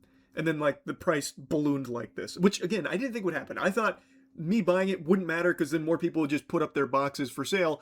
I assumed that there were still a lot of boxes out there and that because they were hard to sell traditionally, they just didn't even bother putting up here now because they were so expensive. I didn't expect this. But the point is, I don't think there were a ton of people that all of a sudden missed the opportunity to buy them. I'm sure there were people that were buying them occasionally for investments because they were steadily going up even before I started purchasing them. But outside of like the people that were buying them to fucking squat on them for the next 5 to 10 years as it continued to go up, I don't think there were a lot of people looking to like buy and actively opening them. I really don't. Because the truth of the matter is, it's not worth this price. It's not. Even $4,500, $3,500, it's not worth that price. There's nothing you can pull in the set that even comes close to reaching that value unless you hit a serialized card, which your odds of doing are extremely fucking low. And I knew that going into this. It was just supposed to be fun content with like a exciting goal to try and strive for with a serialized hit, but the odds of me ever actually hitting that are astronomical. Like, it's just very unlikely to happen. So I don't think there were any reason to be spending this kind of money on these boxes in the first place. It should have never even been worth that in terms of like the pulls you can get from it. The reason why it's reached these crazy levels is because of the scarcity, which I didn't know going into it that it was this scarce. Now, after seeing everything I've seen and what I know now about like the supply that's still out there, like in personal collections, there are some individuals that have multiple cases. Not just Rudy from Alpha Investments, who I know everyone is aware of, has like hundreds of boxes. There are other individuals that I know of that have cases too, but there's not a ton of product. So based on all of that, I imagine like the natural price, had not all this hysteria happened around it, would probably float around like $6,500, maybe $7,500 on the highest end. That would be where they'd be at normally, you know, as it continued to progress organically. But because this shit just unfolded, now everything's completely changed. Lowest you can find is 12K, which it's ludicrous. It's ridiculous. And I'm not paying that. Like, as I've said, I am not paying that. And then people were upset at me for saying that, like, oh, so you'll pay $4,500, even up to $6,500, but 12K is where you draw the line? Okay. Out of touch much? Like, what are you talking about? The cards aren't worth $3,500. They're not worth $4,500. They're not worth $6,500, and they're certainly not worth $12,000. I do it because I love doing it, and I am addicted to the old shiny cardboard crack. I enjoy it. I think the content's fun. I think it's great videos, but I'm not going to be completely busting and draining my balls getting my hands on each and every one of them and sucking cock behind a Walmart for a special edition box. Like, it's not that serious to me. So yeah, I'll pay like a lot of money for these boxes because I think the content's great and I really enjoy doing it. And even if I wasn't making videos, I would still be ripping boxes. But I'm not going to go crazy with it with these prices. I'm just not. There is a huge difference between $4,500 and $12,000. There's a huge difference between $6,500 and $12,000. It's fucking double, almost. Like, it's just crazy. So yeah, I made that video on Skill Check earlier, drawing the line in the sand. I'm not doing this shit anymore. I'm tapping out. I am fucking leaving. I'm not going to be playing in this cesspool here after receiving emails from people that had just purchased the box for like 7, 8, 9K, trying to then flip it to me for 12K for that quick profit is just so degenerate and disgusting. So yeah, I'm not doing that. Of course, I'd obviously love to open more of these boxes, but I have no problem just not doing it either. Maybe in the future when things settle down, if the prices go back to like a different level that's not fucking outrageously absurd, then yeah, maybe I could see myself getting a couple more. But at this moment, probably not doing any other openings of this set. And it's made me rethink how I even do openings going forward. Because now that I know this is something that can happen, it's something I want to do everything I can to prevent from happening. So I'm thinking probably what I'll do is I'll finish opening all of the cards I have in my collection from 2 years ago, and then not return to any kind of older sets to do openings. As much as I love opening older sets, it's actually my favorite stuff to open. I probably will refrain from doing so that way I don't have any kind of effect at all on the market. For more modern sets, if there's any that I have a big interest in, maybe I'll rip a bunch of those because they'll be like readily available and hopefully won't have any effect on it. I don't really know the best way of doing it, but I want to keep opening these boxes because I love doing it. And I've done it since 2016. It's something I've done off and on for many years now. I have a lot of fun doing it, and I play the card games. Like Magic the Gathering, I actively play it. That whole fucking channel is basically dedicated to it. Pokemon, I play the Pokemon TCG. Yu-Gi-Oh! I play the fuck out of the Yu-Gi-Oh! TCG. Like, I love opening these cards. It's a lot of fun for me, so I want to keep doing it, but I don't want it to lead to this kind of fucking garbage here. I really don't. So I'll be thinking on best practices when it comes to opening going forward and figure it out from there. Anyway, just wanted to yap about this. That's it. Yep.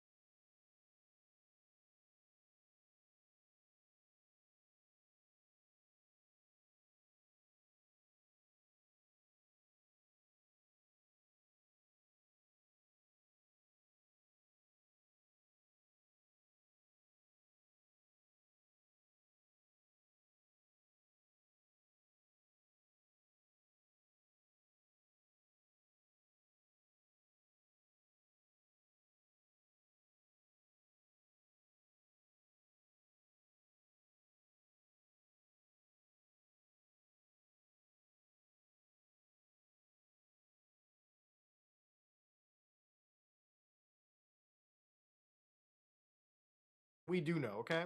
I was kind of hoping yesterday, with the amount of metric backlash that we saw from everyone in the community, like there were huge celebrities coming out and talking about this, that Sony would just go, oh guys, by the way, we fucked up. We're sorry. You know what? We're actually going to release like physical games for the foreseeable future. That so far has not happened. Sony has not really said anything. And honestly, I don't think anything is going to change. I think the actual the actual bomb has dropped, and the reality of it is that I guess most people are just going to have to get used to that shit, you know? I've seen a lot of memes being shared around with people saying the death of physical game releases are caused because gamers buy 85 to 93% of all of their games digitally. Why would Sony and Rockstar Games do this? So yeah, honestly, like to an extent, it's not a shock. A lot of people do purchase their games digitally, might I add. It's not something that is uncommon. Like, I know friends of mine that don't purchase physical media. They just go to the PlayStation Store, they find the game that they want, they connect their credit card, and they purchase the game, okay? I'm even somebody that's bought in a few games digitally here and there because sometimes the sale is good. Sometimes it is really that convenient. But I'm somebody that prioritizes physical media all the time. And so there's a lot of things that are kind of going wrong here. There's a lot of things worth talking about in this situation. So let's start off with number one. Is it true that a vast majority of people are buying games so digitally that nobody is touching a physical purchase? Well, there's been people that have researched a little bit into this, and they found that according to internal data, leaked information from things like the Insomniac leak, that there are actually games that do have a fair split where, again, when it comes to physical media, sometimes, depending on the type of game, people do purchase discs over the digital. So, for instance, single-player games like, I guess, Spider-Man, 66% go to the physical side, 34% purchase games digitally, right? Now, again, I haven't seen this data myself to confirm it, but I have seen people post, again, information from UK retailers. And it seems, obviously, in situations like this, if this report is to be believed, there are people that when they go out and they purchase something like, Rainbow Six Siege. Perfect example. Retail, they sell 1,592 copies, and digitally, they sell 285,000 copies. So you might be like, well, Muda, why did 99% of the people just buy the digital version? Well, the reality of it is Rainbow Six Siege is a free-to-play game now. It's also a purely multiplayer experience. Buying the disc honestly feels like it's more of a hassle than it really is worth it. But of course, in some cases, for instance, you've got games like, I guess, Red Dead Redemption 2, where yes, 37,000 people purchased the game physically, 311,000 did buy it digitally, which means that 89% of the sales here went digital.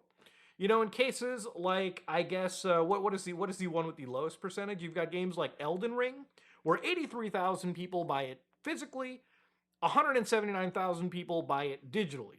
And in some cases, you've got things like EA Sports FC, where 578,000 retail, 1.5 million digital.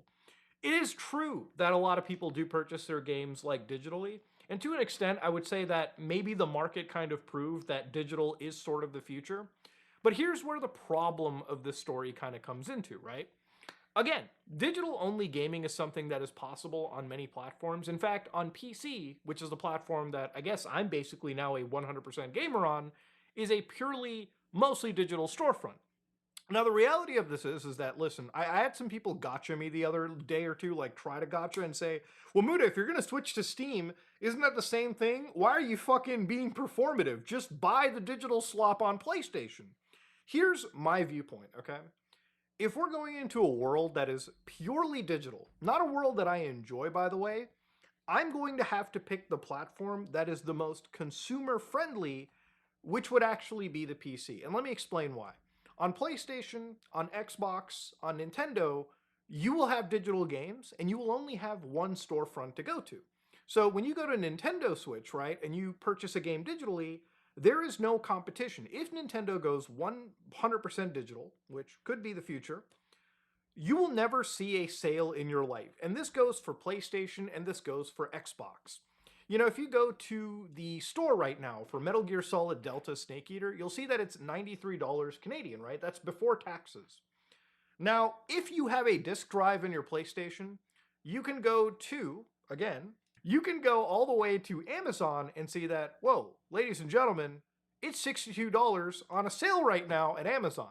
In fact, even without a sale, if you can read this, it's like $70, meaning that even without a sale, you're still saving a lot of money getting the physical copy of the game that actually has the whole game on the disc, and you can share it around. So immediately you'll notice that because there exists multiple ways to purchase video games, you can go to a store and buy a physical copy. You're not completely beholden to the PlayStation Store. Without the ability to purchase this game physically at Amazon or any store, you are now locked to a $93 digital license that you can't share around, and you sure as fuck shouldn't expect any like frequent sales on, because without any competition, there is no reason for a PlayStation gamer to receive a sale on something that exists in this capacity, right? Because if there's no other option, you're just gonna go here and you're gonna have to fucking grit your teeth and bite it anyways.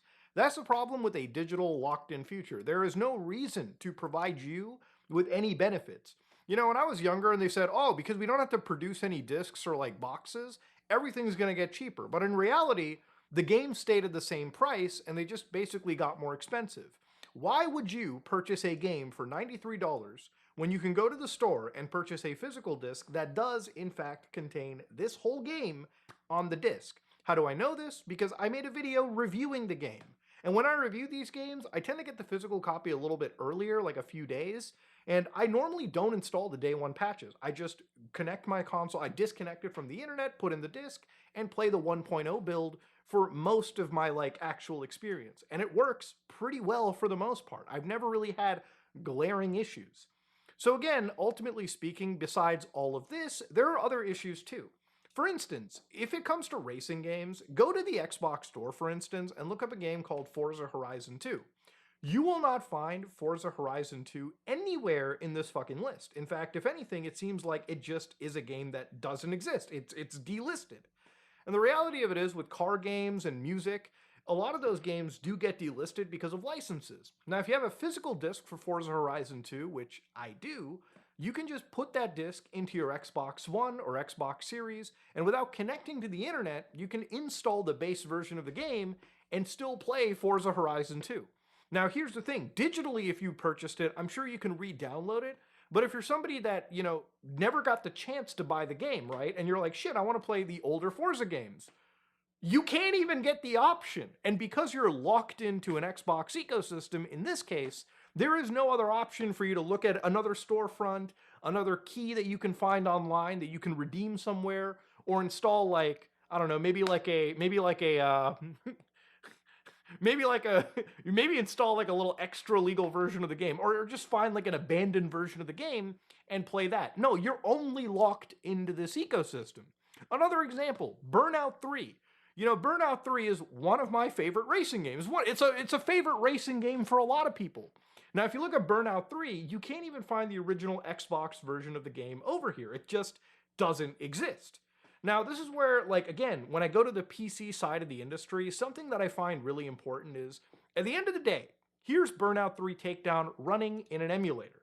It's not difficult for me to grab a controller and just emulate the game, the PS2 version, on the actual like system. In fact, I'll run it for you right here. Like, to cut out the licensed music from this whole situation, you can see that obviously I'm playing the game just fine, it's running in an emulator, and of course, obviously it's the original PlayStation 2 version. If I wanted to up the resolution to like 6K, I absolutely could through an emulator, you know? We're at a point where companies keep selling you remasters, but it's not difficult for you to go into the graphic settings of a video game, go to the rendering option, grab that like 6x 4K internal resolution, and next thing you know, right over here, the game looks a hell of a lot sharper in the distance. And I didn't have to pay anything to be able to play this game online. This is ultimately the future that exists. And this is one of the reasons why, obviously, we would ask that footage is not shared further to allow the legal process to take its course. Insane clip from the UK. Police are arresting someone who got assaulted. What the hell? 3 blacks attack a drunk white kid in Birmingham. The female police officer comes in to protect the violent blacks and arrests the white kid. Absolutely disgusting the way white people are treated in England. Okay, well, let's see the original video. In his defense, he probably thought you were one of the attackers. Right.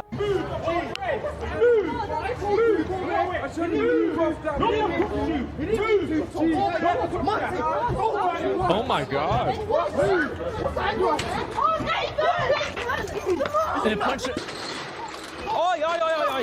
Do not fucking punch him right. I'm trying to move that way. Put your hands behind your back. I'm trying to move that way, bro. What? You just fucking punched me in the face. My nan's actually... Why are they trying to restrain him? I want to go home, bro. Are your arms straight? Please, please. I'm trying Oh my God. This is disgraceful. Please, I'm trying to go home. You're under arrest for assault on police? You're gonna watch the fucking car, you dick. Oh, bro, please. How did you know? Get in the car. In the fucking car.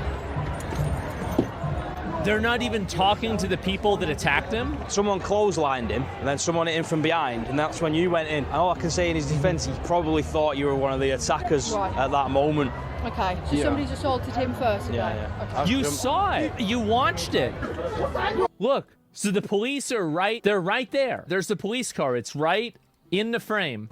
And you can see very clearly all of these people are antagonizing this one person. And you can see he's not hitting anybody. He's not doing anything. Then this guy's going to go and hit him. He's going to clothesline him. Look at that. See? And then this dude punches him in the back of the head. Yeah, he doesn't even hardly know. It was like 1 second. And then they're grabbing his throat. Yeah, she grabbed him and he didn't even see her. He instantly stops when he realizes that's the main thing. Yeah, he stopped immediately. He's not doing anything. I mean, if he was really trying to fight her or do something, he would have continued fighting back, but he's not doing that. Please stop. This is enraging me. Yeah, I don't know how many more of these we're going to have to deal with before people have any sense of self-respect. Throwing him inside of the car. Do you think they would have treated a migrant like this? I've never seen a single video of a police officer in Britain treating a migrant like this. So, and then this is also, so this is the response. We're aware of the footage of the man showing a disorder on Broad Street. Officers found a group of men fighting. As the incident was dealt with, an officer was punched. One man was arrested and charged with assaulting a police officer. The description is false. One man was surrounded by multiple others. The man was assaulted and thrown to the ground. While on the ground, he was punched in the head. While getting up, a police officer threw him against the wall while his assailants were allowed to flee. The incident has been reviewed, and we have no concerns over the officer's actions, and we are satisfied that they were reasonable and proportionate in the circumstances. We would ask that footage is not shared further to allow the legal process to take its course. We are at the stage of openly admitting arresting the victim is satisfactory. If the footage absolves you, then why don't you want it shared? You watched one lad get violently attacked by a group and decided to arrest the guy being attacked. In his defense, he stood up swinging and instantly stopped as soon as he realized who was grabbing him. He probably didn't think in a million years he was in the process of being arrested. This dude gets punched in the face and the police rush in to arrest him. That is insane.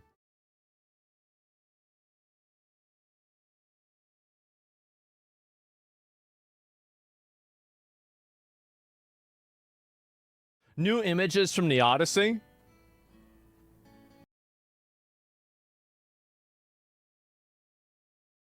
They released additional body cam from Henry Nowak case. Newly released police body cam from December 3rd, 2025 shows Vikram Digwa murdering 18-year-old student Henry Nowak, falsely claiming Nowak assaulted him and racially knocked off his turban. Officers responded sympathetically to Digwa, reassuring him without handcuffs, while earlier video captured them dismissing Nowak's pleas as he bled out from a five stab wounds. Okay, let's watch this. It's the face of Henry Nowak's killer. Pushed my turban off my head, started grabbing my uncle's hair, so I'm a seat. Oh. And he started grabbing on my hair, started dragging me around. And obviously from there, then obviously altercations happened. My brother's only seen it, stopped it, and that's when he then started stumbling around, started climbing around all these sort of bits and bobs. He was stumbling around. So literally, I saw him from there, from the get-go, from there, I saw, look, mate, you clearly are obviously drunk. I said to him, carry on with your day. He said that, and then he started just escalating the situation, calling me up and all this sort of stuff. As Digwa claims racism, attempts to save Henry Nowak's life are underway nearby. But it's the glare in Digwa's eyes from 99 lights that seem to be bothering him. So you turn the flashes off, sorry. We can't, I'm afraid. Is it over here then, so it's not too much in my eyesight? So this is when he got me in the face a fair few good times as well. So you've had an altercation with this guy? Yeah. Digwa never mentions that he stabbed Henry Nowak multiple times. Later, when asked by police officer about a cut on Henry's face, he is evasive. Do you know how he's got that wound then? How's he got that wound? What wound, sorry? Well, you said he's got blood on him. How's he? It must have been where he punched him, but he did fall over here, so he was climbing all over these bins and stuff like that. Oh, he fell down and hurt himself. Then he fell over and then landed onto that car. Okay. Oh. Video time code suggests Henry had stopped breathing 13 minutes earlier, so he's dead at this point. Just before midnight, an officer wearing the body camera makes a decision. Okay, mate, right. This is really important, okay? This is really important. The time now is 11:55. Okay, it's important, mate. All right, at this time, I'm arresting you on suspicion of attempt murder.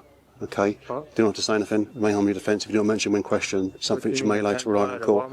Anything you do is maybe given evidence. Why am I getting arrested? And necessary for a prompt and effective investigation. I didn't do anything. Okay, and for any further harm and injury. You've got your side of the story, mate. We don't know what's going on here.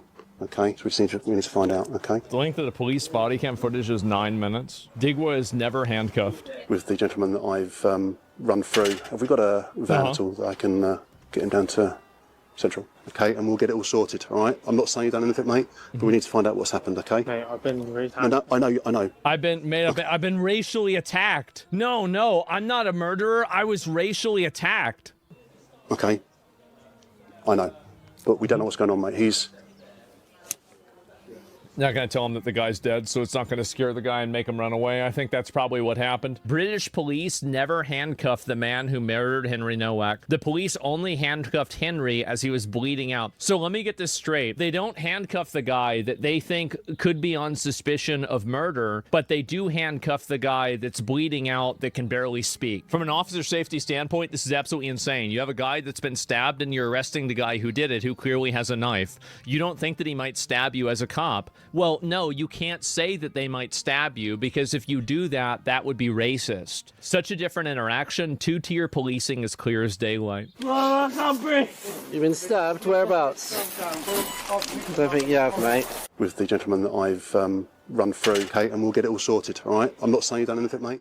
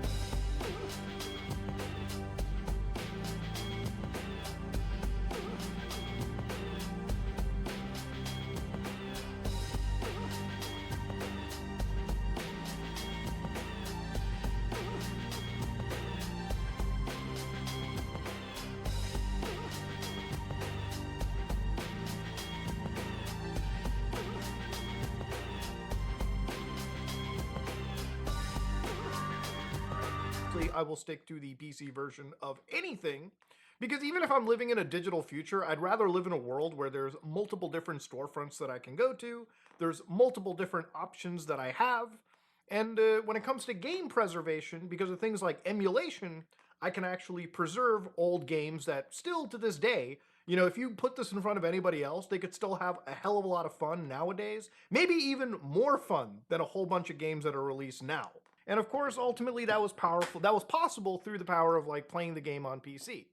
The other thing that, you know, I think just sort of is so stupid with the loss of physical media is just the ability to, like, share video games.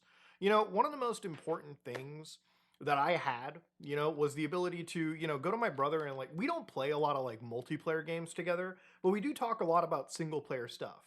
And you know, when I was younger, isn't it kind of poetic that like one of the first games that I ever owned on PlayStation, which was Final Fantasy VII, right? The original RPG. Maybe if I choose to buy it, the last game that I may own would be the physical version of the third part of the Final Fantasy VII remake project. But the reason I have these games over here is that when my brother wanted to play FF7 Remake, you know, instead of going to like Steam or whatever, I don't even think the game was out on Steam at the time.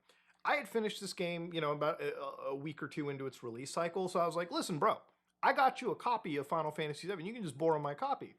And the thing about it is this contains both the data install disk and the retail disk. So anytime somebody tells you, but Muda, the physical, you still have to download the game. No, all you have to do is put in the part 1 disk, install 50 gigs from here, and then install the remaining 50 gigs from the actual play disk, okay? It's all on the disk. So my brother just ends up borrowing my copy of Final Fantasy VII Remake and playing it there. And once he's finished, you know, down the road, I ended up giving him my copy of Final Fantasy VII Rebirth, right? So I think one of the big reasons why we're kind of seeing this happen is that, you know, when I did this with my brother, that's basically like, what, $70 here? I think this was 60 bucks on release, 70 bucks here. Basically $150, $160 worth of games and money that Sony never really received, nor Square Enix, because my ass was sharing my physical copies with my brother. And I think one of the things that has sort of like resulted in this is companies have kind of realized that, listen, if we want to like make a sale, if we want to keep making sales, they basically lost out on 2 sales because of what I did. And I think a lot of it is just these companies want to take away all these physical licenses, these physical discs, because ultimately the end, they want to maximize sales, obviously as much as they can. You know, for the longest time, dude, one of the reasons why I bought PlayStation, or one of the reasons why I got consoles in general, was because the only tangible benefit they ever had was like physical releases, right? Like the ability for you to go purchase a video game and just share it around, or at least own something. Now with PlayStation 6, which I guess at this point is pretty much a digital only system, and I'm not assuming that Xbox isn't. I've heard Xbox is also going this digital route, which kind of basically makes the Xbox One win in the long term. You know, Xbox Helix, whatever that may be, if it's also something that you purchase your games only digitally, that sucks too. And if Nintendo Switch 3 comes down the road where they're like, you know, maybe fuck the game card, fuck the whole game key card nonsense, just have everything routed to the Play Store or the Nintendo Store, then there really isn't any reason for me to get excited for any of these systems in general. Because at that point, you're just purchasing like a gimped computer, right? You're purchasing a computer that just does not have the same freedom that a regular computer has. And from what I'm hearing, like Nintendo, or at least PlayStation, is kind of pushing towards a future where they're not going to be subsidizing their systems anymore. So even that whole, you know, theory at one point where, you know, if you bought a PlayStation, you were spending less than a computer. Now you're actually probably going to be spending the same amount as a computer anyways, but your games are never going to be coming on sale. You're never going to have real actual competition. Now on PC, a gotcha that I was receiving was like, well, Steam is what most gamers use anyways. But that's not necessarily true, right? Sometimes you can find a sale on Epic Games Store. There are some games from Ubisoft that I purchased on like a 30% off on things like their own launcher. And in some cases you have GOG, which is basically my preferred launcher. I actually look at games here before I buy on, you know, anything on Steam. And the reality of this is that even GOG, you know, if you look at this, right, this is a great example of how digital works in a preservationist manner. So when it came to my brother again, right, he was like, I want to play Cyberpunk 2077. And I'm like, I got you. So I actually gave him my GOG account. I don't know if I'm even allowed to do this. This could get my GOG account banned. But I'm on pretty good terms with those guys. And, you know, we like each other. But basically what I did was I actually gave him my account. He downloaded Cyberpunk 2077 and downloaded the DLC. So again, on my account, he downloaded this, played through the game without ever connecting to a third-party launcher, because the way GOG works is you can basically just click on any of these downloads, save them to an external hard drive, and without the internet, you can basically just install Cyberpunk and its DLC totally locally. You can even make your own physical copy. You can buy some Blu-rays and burn all these files to a Blu-ray and put some discard on there, and bam, you now have a PC physical copy of an actual AAA video game, right? But another great example, right? When I wanted to play SWAT 4 with Kyle and Amaru, instead of them buying their own games, I went to my GOG account. I was like, here's SWAT 4 Gold Edition.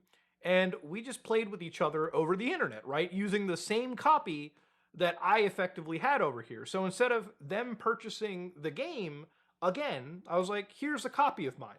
So on PC, digital only, even if we're going to be living in this scenario anyways, there's no reason for me to switch or like be excited for another PlayStation when the key reason for me owning a console in the first place has basically been taken away. You know, for the longest time, if you kind of think about it, I've basically been playing games in a worse manner because of the physical ownership. Now that that's basically removed, nothing stops me from going to GOG or Steam and just buying the games digitally and playing them on my computer anyways, which dwarfs a PlayStation 5. Probably would dwarf a fucking PlayStation 6 if we're going to be completely honest here. Now, the other big reality of this too is that one thing that I think a lot of young kids who are defending this kind of shit are people who are like, bruh, it's not that big of a deal, okay? Just buy the game digitally, bruh. Are not realizing that down the road, these stores come to a fucking end. So yesterday, I didn't talk about this because I was already reeling from the fact that physical fucking media basically is dead. PlayStation actually shut down PS3 and PS Vita stores. So while the downloads that you have, you will still be able to download them for the, again, Sony says foreseeable future. But that means new content purchases will no longer be possible once the store closes. So imagine you're a kid now, right? You bought a PlayStation 6. That's your first system. Now down the road, by the time PlayStation 8 comes out, you still might be on a PlayStation 6, right? You might want to go back and pick up some game, right? Maybe it's only compatible with a PlayStation 6 or a PlayStation 7. Maybe it doesn't work on a PlayStation 8 because backwards compatibility might not support it. Who fucking knows? Well, now, down the road, by the time they had the next 2 generations of consoles, Sony might be like, okay, PlayStation 6 store is shutting down. It's not going to have access to the storefront. So now you're sitting there with a console that is functional, can connect to the internet, but because you're locked to one storefront, now you can't buy new games. You can just relive the games I guess you had. And you might be like, well, just buy a new console, bro. Just go and switch to a new console. What if you don't have the fucking money for it, you know? What if there's no reason for you to go to it? Again, this is one of the reasons why, like, this whole process has been so stupid and why I've switched entirely. Like, why PC is only the logical place for me to stick with. And honestly, even then, I'm not so interested in, like, the new games anymore, dude. You know, it's crazy, right? Like, when you look at preserving media, right? You know, music is easy. Like, if you want to share music or you want to, like, preserve music, it's not difficult to just have, like, a song out there. You know, a song will exist on, like, 10 different storefronts. It'll be on 5 different streaming services. And, you know, at best, you can just go to YouTube, type in the song name, and probably see it and just listen to it, right? When it comes to movies, right? Movies exist on so many different storefronts, right? I can download 10 different storefronts on my phone and get access to movies. I can stream them on so many different legitimate storefronts. And there's some people that, you know, if you tell them, hey, watch this movie from like 20 years ago called like Hackers, they'll probably go to some like fucking off, you know, brand, you know, pirate streaming site and just watch the movie there. Or, you know, you can do what I did, which is like, if you have a movie, you can just rip the DVD onto your computer, or you can, you know, fire up OBS and screen record the DVD so that for later you can have like a digital file sitting somewhere on a hard drive that you can watch later or, you know, whatever. But with games, it's really not that simple. With things like digital rights management, right? Even purchasing physical media for PlayStation isn't the end all. The only reason this is good is because at the end of the day, PlayStation 4s can be hacked, right? So for instance, if you wanted to preserve Bloodborne is preserved because we were able to hack a PlayStation 4, rip the game onto that system, copy that ripped game onto our computers, and then use emulators like Shad PS4 to emulate those games. But what happens down the road when you're not even able to jailbreak these systems or preserve stuff down the road? That's going to be a really scary future where imagine if PlayStation now has like another banger, right? Like imagine if they release fucking Sly 5. You know, a game that I'll be honest with you, like I would fucking, it would be hard to resist the temptation of playing a new Sly game, but imagine if that was locked behind the PlayStation 6 and the digital storefront. You know, purchasing that game, it comes with an expiration date. You never have the ability to preserve it, And it really is up to the generosity of Sony, which, let's be honest, these are AAA companies. They don't care about being fucking nice to you. That can be taken away at any given point, man. I guess we're at this point with video games where, for me, I think the only two AAA games that I'm genuinely hyped for is Grand Theft Auto 6 and Final Fantasy VII Revelations, like the third part. And I know for that, I can at least get Final Fantasy VII day one on Steam anyways. And with GTA 6, like,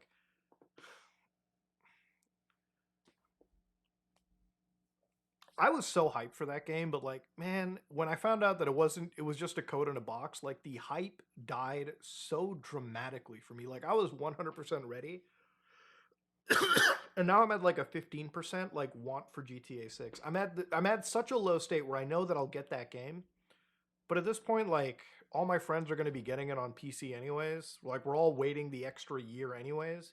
And I don't even think it's going to be an extra year. I think Rockstar might release it earlier just to make their money, just to make more money, just to get people onto the online shark card hype even more. That I can kind of wait. And Sony's not really releasing anything at the moment that's like got my eyes glued to them. Like I don't care about the fucking new Wolverine or the God of War with the fucking flying cube and the sword. Like I don't really give a shit. At the end of the day, those are all like third party like fucking movie games that could be interchanged. But the fact that I can't even own them, I can't even like sit through that shit, I can't even like physically purchase or own them anymore, it just has taken all of that like excitement out of it. And I think the implications for like the gaming industry going forward, where we're just not owning our stuff, you know, I push something like Stop Killing Games. It's one of the most important movements for me, but I think at this point, like a project that I want to personally chase now is probably Stop Killing Physical. Like I think that's the next important project that I think I need to put like my fucking time behind, or I need to find some way to like organize people that operate in the legal circles, the political circles, to be able to like push this stuff, man, because I don't see anybody at these top companies talking about this. I think a lot of these big companies like Square Enix, like Capcom, every single one of these companies are okay with this because at the end of the day, it's more money in their pocket and it's less ownership to you. But I don't think anybody should be okay with that, right? I don't think losing access to what you own is a good idea. I don't think losing the ability to share what you own, I think it should be illegal for companies to be able to take away your digital purchases because they call them purchases, but really they're just fucking rentals. Like if they called these things like, hey, you're renting a game, then it would be a different story. But when you use the term buy, and you know, you got people going up and purchasing $60 games on a digital storefront, and they don't even understand half the time that they're really just renting a game, it just burns me in every fucking capacity. And I think that needs to change. I think it's not the fact that physical media is dead and digital media is like there. It's the fact that now digital media needs so many more protections that we need to start talking about. Otherwise, our entire like hobby here is really just under threat. Dude, think about all the storefronts like limited run games that are completely probably shitting themselves that holy fuck, our whole business model is kind of being threatened with a future of physicalless consoles.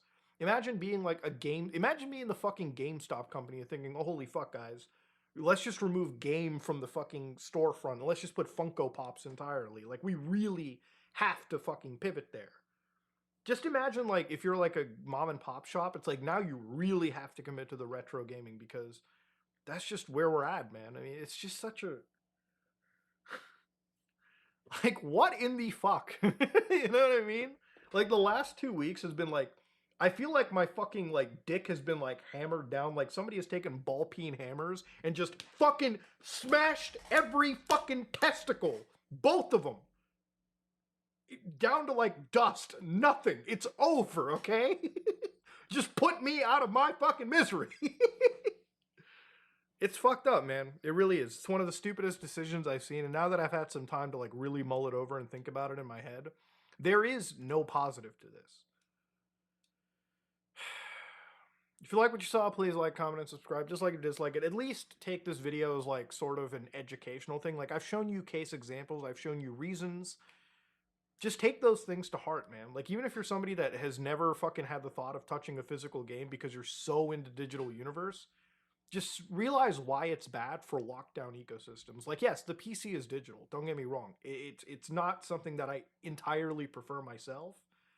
But at least with the PC, it's an open platform. Would Sony open up their platform? Would Xbox open up? Would Nintendo open up? Especially Sony, who's willing to now sell things not at a loss.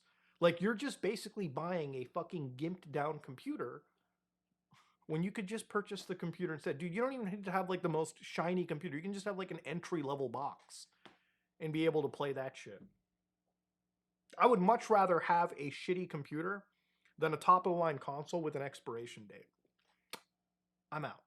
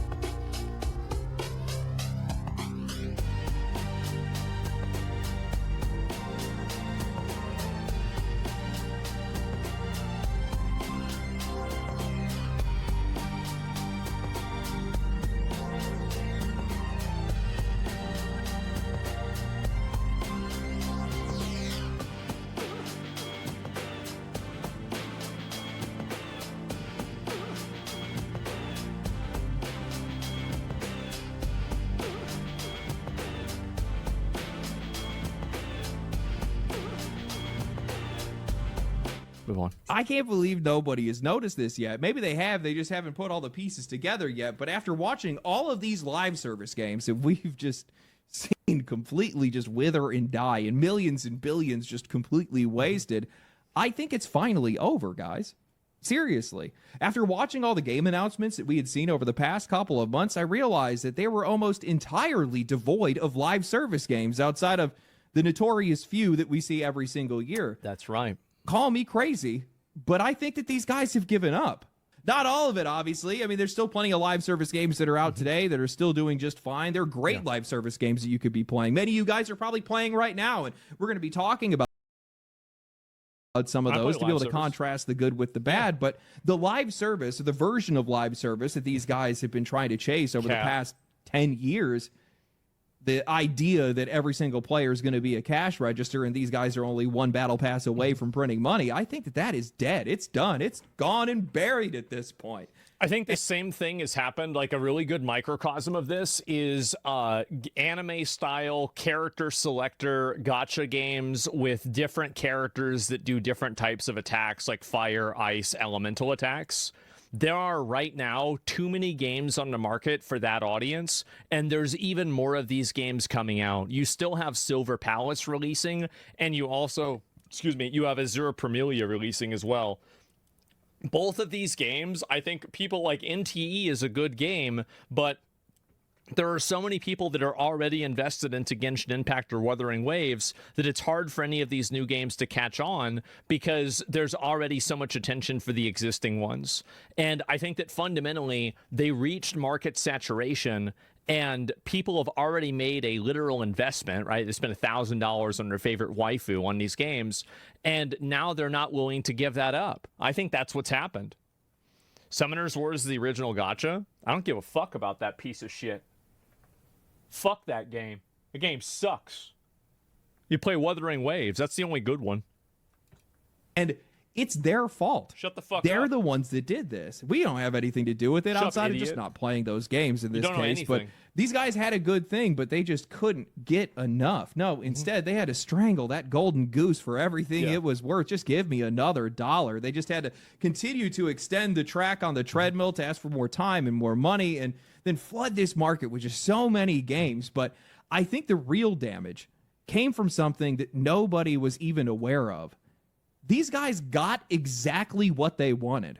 While they definitely, without a doubt, exhausted quite a lot of us, myself included, they trained people to be insatiable, to make it where no amount of content would ever satisfy them. And by doing that, they essentially put the developers on it. This is the way WoW is. It's like, oh, I played the game, I'm out of content.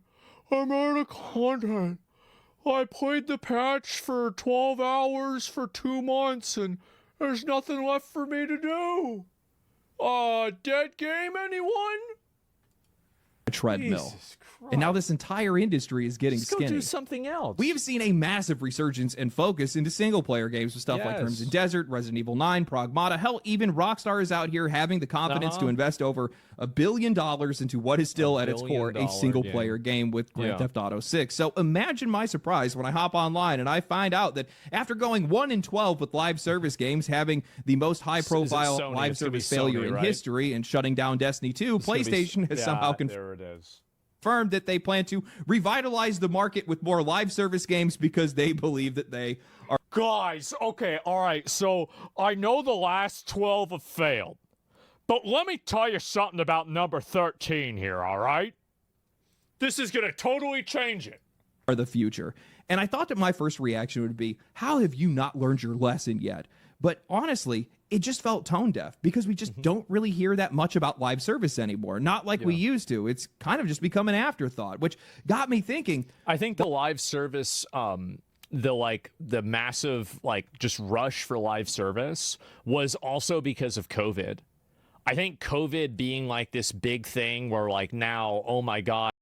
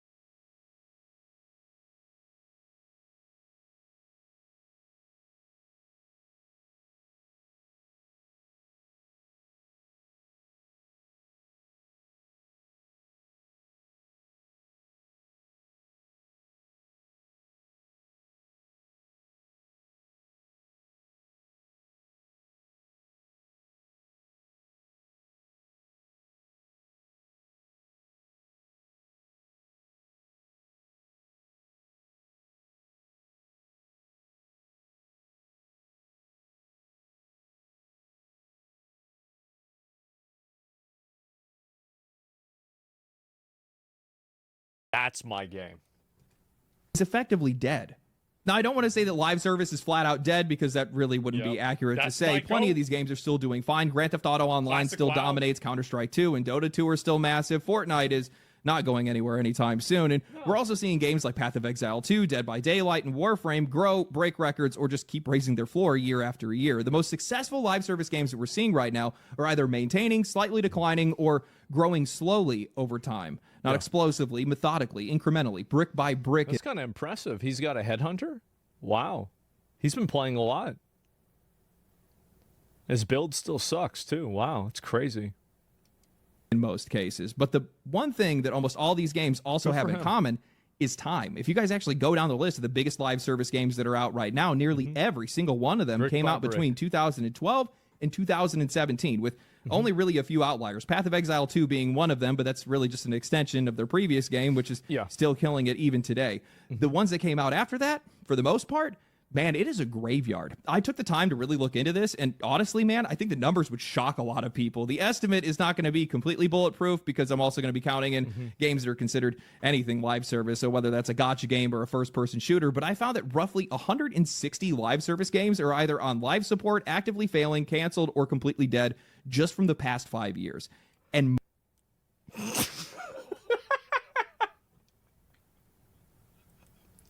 all of your waifus into the void. Most of them are dead. It's too bad. We're talking about billions of dollars being lit on fire, and most of these games weren't even high-profile failures. Hell, most of you guys wouldn't even know what half of these games even were. Spellcaster Chronicles from Quantic Dream, Last Flag from the band Imagine Dragons for whatever reason. Wildgate got shut down the other day, and I had never even heard of it. And yeah, it's going to be easy to point out some of the individual problems with each one of these games. Bad marketing, bad concept, terrible character design, whatever it might be. And some of that stuff is true and well worth calling out when it is, but part of this is honestly just saturation. Over 19,000 games released on Steam alone in 2025. It's not exactly surprising that some of these games just flat out disappear. A 2025... Here's another big component. I'm sorry I'm pausing so much. I just have a lot of opinions on this. Is that I have a really hard time keeping up with live service games because whenever I'm playing one and I come back, like, for example, with Where Winds Meet, like, I was playing that game until 4 in the morning last night, and I'm still not capped out and ready to do all the bosses yet. I've been playing it like crazy, and I still haven't finished it. So what happens is that, like, you know, in Apex, let's say, or Fortnite, or, you know, Marvel Rivals, you get pretty good at the game, right? You get Plat or Diamond or something, right? And you're doing pretty well. You're confident in the game. And then you take a break for 6 months, and you come back, and now your skill level is at bronze and silver again. So you're always like basically retreading the same ground over and over and over, and you're in like this constant basically feedback loop or conveyor belt of content that you just engage in for as however long that you want, and then you eventually finish it, and then you go back to doing what you're doing instead. Whereas, and I think that like a single player game, like I'm almost done with the Adventures of Elliot. Like this is like I'm at there's like the last super boss, and then there's like a boss rush thing of like 12 bosses you have to fight in a row. I'm going to beat that, but I haven't beaten it yet because it's really hard. And so I've done all of that. And like, there's a finality of that. When I beat a video game, when I beat Crimson Desert, when I beat, for example, I don't know, like I'm playing through Death Stranding as well. When I beat, Jesus, I can't think of any other game that I've played recently. I don't know why I'm drawing a blank here. But when I complete these games, I feel good about myself, right? I beat Star Fox. Yeah, I beat Star Fox. It's over. The game's over. Resident Evil. Yeah, I beat Resident Evil 4. The game's over. I could go back and do the DLC or something, but like overall, I beat the game. And that is a fulfilling feeling. And I think that older people, and by older, I mean people that are like in their 30s and over, there are a lot of these online like competitive games that I think that we used to all play whenever we were like younger guys or teenagers that now I think have been fundamentally changed by influencer culture, because influencer culture has created the sweat level that you would have in like Halo 2 or Halo 3, and it's dialed it up to like, you know, 10 times as much as it was. So everybody is playing these video games like their lives depend on it, because they do. These are people with no other skills. They have nothing else going in their life, and they have TTV in their name, and they want to stream snipe Shroud so everybody can see that they're actually really good at video games and they can get discovered. And everybody is playing their little fucking heart out, building Taj Mahals, Eiffel Towers, and fucking Empire State Buildings in Fortnite, hoping that they can become the next big popular person. That's it, the next ninja. And so video games and competitive games now have, I think, just fundamentally changed. Survey showed that 60% of players only buy 1 or 2 games a year, and only 14% actually buy once a month. That's 12 out of 19,000 games for the people that are buying the most games. That is like a 0.06% odds. You have better odds pulling a 5-star in a gacha game than you do getting somebody to play yours. And live service only makes that problem even worse, because these games aren't just fighting for a single sale. They're fighting for a routine, time, attention, habit. There's only so much of that to be able to go around, and every single new live service game that enters into the market is just lowering that ceiling for everybody else. This has always been my biggest criticism against PlayStation wanting to release 12 live service games in just 3 years, because even if those games were good, they would just end up cannibalizing all the other games that they release. So yes, saturation is definitely going to be part of it. There are just too many games, too many live service games, too many demands for people's time, and just not enough players and time to be able to go around to give everything a chance. But I don't think that's the whole story. There is something else driving this, and I just don't think that people have realized it yet. I mean, look at the 4 most popular live service games that have been released in the past couple of years. You got Helldivers 2, Marvel Rivals, Battlefield 6, and Arc Raiders. All of them found incredible success early on, and all of them lost 85% or more of their peak within 4 to 6 months. Now, I'm not saying that these games are bad or down and out. By the way, like, I mean, I hear this, and I'm thinking to myself, these games are massively successful. They did incredibly well. These video games are not going to be popular forever. Like, even an amazing game like PoE 2 is going to have lulls, right? It's going to have ups and downs. Like, that's the way it is. Like, you release a video game like this, it's popular for a while, and then people move on. Because Arc Raiders is the same gameplay loop over and over and over. It's dynamic, fun, and interesting, but fundamentally, if you do it for 500 hours, you're going to run out of things to do. And you've already seen that before. So that's the reason why people move past these games. Hell, I'm not even saying that their current numbers are necessarily bad, save for Battlefield 6 in this case. Those guys definitely need to pick that up. But it's really hard to ignore a drop-off this massive, especially when these games are supposed to be forever games and they're being made to be temporary almost immediately. I think what's happening is the player bases are lapping these developers. Demand is now outstripping supply, at least contextually, which kind of sounds absurd to say out loud because there's just tons of games to play. There's hundreds, if not thousands, of hours of content. And I'll admit to you that I've been brushing it off every single time I hear anybody complain about how these games just simply do not have enough to do. But when you zoom out, these games are getting absolutely devoured. They hit the market, dominate conversation for a few months, fall out of popularity, and then struggle to ever reclaim that first wave of attention. Great. Everybody says this is like some kind of like a bad thing. I think that's great. Like, the game was really popular for a long time and people enjoyed it. You know, they played it for a few months. Everybody was having fun. They went through all of the content and that was it. So you can still, like, you know what else was like that, by the way? Crimson Desert was like that. Everybody was posting every single day, oh my God, if you stand on this thing and you hit this box and then you go inside of here, there's a secret dungeon and there's a sword that actually is the same sword as every other sword. But like, you can go and get it right now. Like, that was going on for months with Crimson Desert. So really, I think that you don't need to make a game live service in order for a game to be really exciting and fun. And that was true with Elden Ring also. And there's a lot of causes here. Part of it is severe mismanagement. Arc Raiders not handling cheaters, Battlefield giving way too much attention to a battle royale, Marvel Rivals having algorithmic matchmaking issues, Helldivers 2 running into mismatched audience expectations and technical problems. Helldivers 2 killed its audience with the PlayStation Network thing. I mean, I think that they never really recovered from that. And like, it kind of just poisoned the well to where, like, even now, whenever they did a few really cool things, I don't think people are really that excited to go back to the game. part of this is also just social media, YouTube, TikTok, Twitch, whatever else. Content creators have the time and, more importantly, have made an entire career out of chewing through these games at an absurd rate. So all the content that you see makes it feel like the game doesn't have enough, and then those creators move on to the next thing, and suddenly the game feels old before most normal players are even done with it. But I think he brings up a really good point here, and I never really thought about this, is it's kind of like a vicious cycle of like radicalization or like extremism. And I don't mean like in a political sense. I mean in like content creators play games and they get tired of them and then they move past them, which I think makes players more tired of them and moving past them as well. And so it accelerates the process of new games because content creators are playing them so often. I think the real issue is that these studios simply just cannot keep up with the appetite anymore. Most of the people that are playing these games are coming from already established live service games with years of content, years of habits, and years of chasing a carrot on a stick.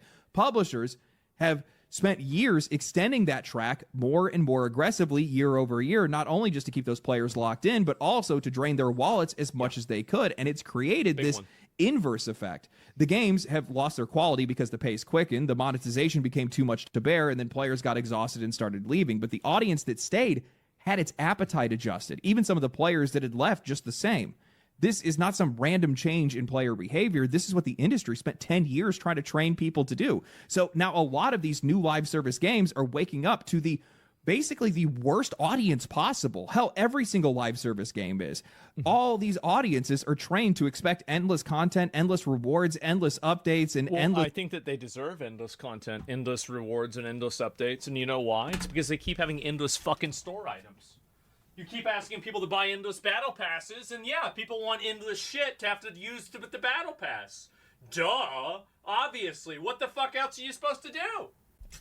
Reasons to keep logging in, while also still being eyed by the most cynical audiences that have been pushed out of live service games. You have one dejected audience, and you have an audience that's just way too hungry for you to be able to keep up with. I think that Arc Raiders is probably the game that I noticed this happen the most with. I absolutely love that game. I thought it was incredible. I had so much fun playing it with my friends, but I'm also in the camp of players that gets exhausted by live service games. Here's another thing. Is I bet the people that play Arc Raiders right now and they're still playing it nonstop all day, every day, are probably really, really good at the game.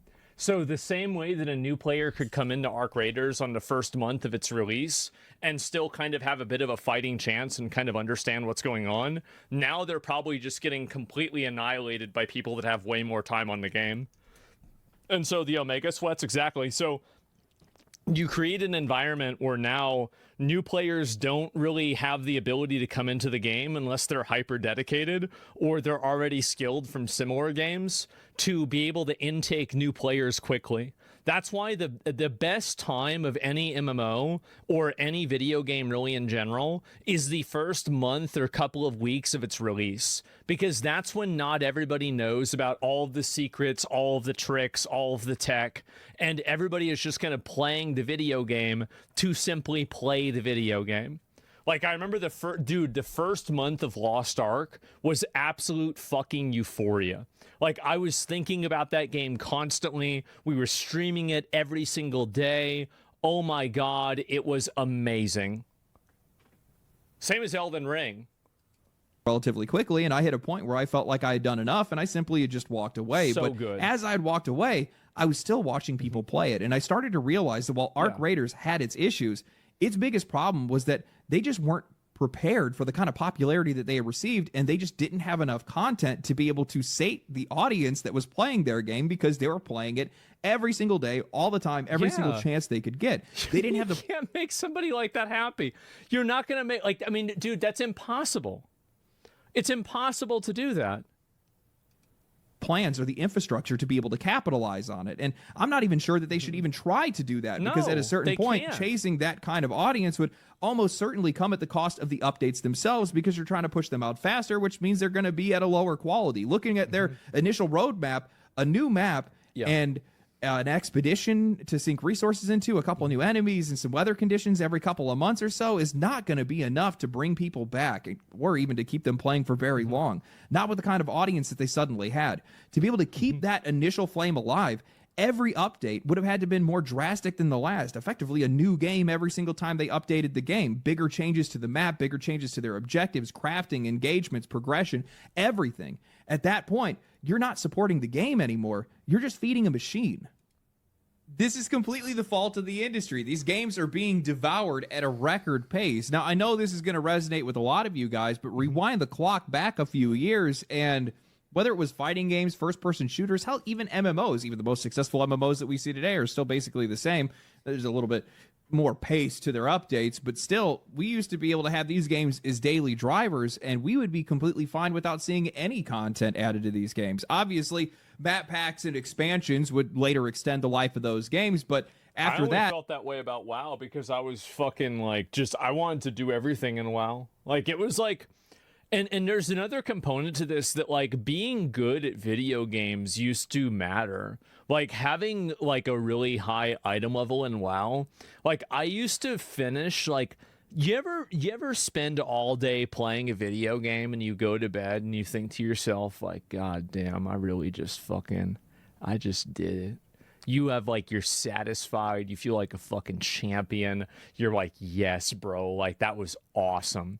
And, like, nowadays, like, I just don't get that feeling anymore. I don't get that feeling out of really hardly any game. And I'm sure I've had, like, I've had days like that, recently, but it's few and far between. And I think that, there's a combination of, market saturation, age, maturity, time, and then also, like, it's a paradigm shift.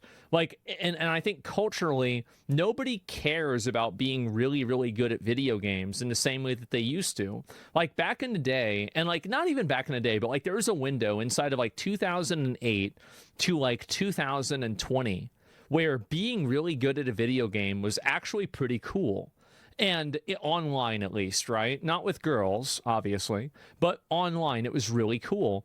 And so, like, if you were a gladiator in WoW, that was badass. If you were a, challenger in League, that was super cool. But now I feel like nobody gives a shit about being good at games anymore. And am I crazy for saying that?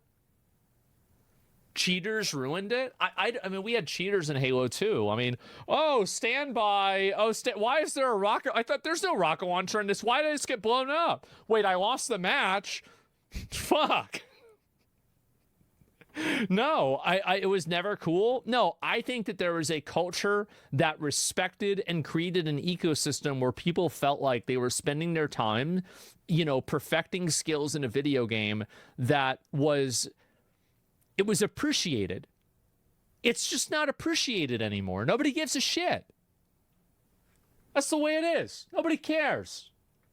Over time, it just became faster and faster. More money, more content. More money, more content. And nobody wants you're going to end up losing some players anymore. along the way. Guys like me that just get exhausted by it. Eventually, that audience is going to start to adapt to those games and the size of those games. And once they do, well...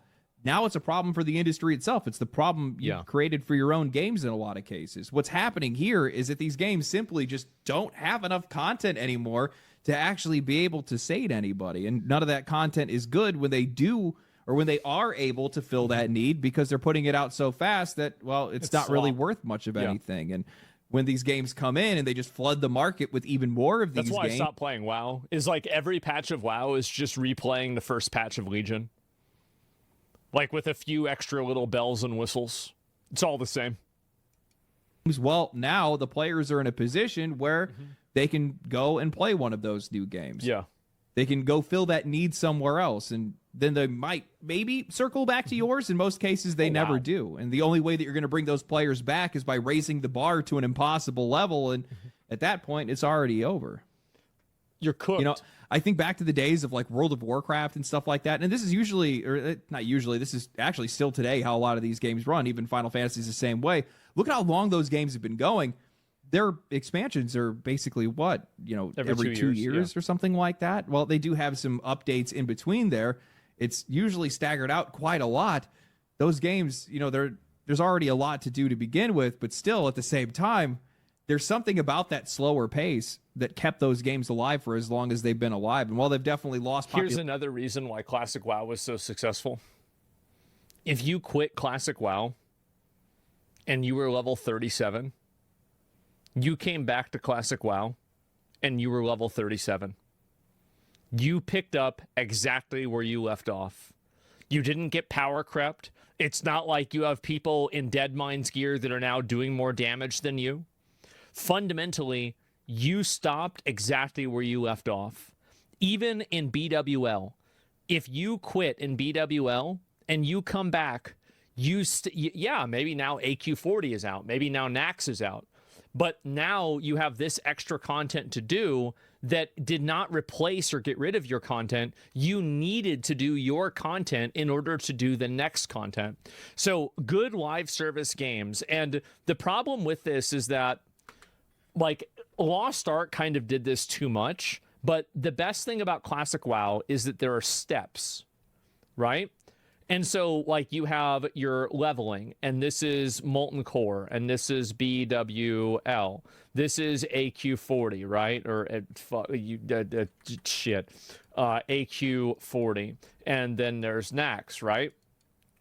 So this is the way that a good game used to be.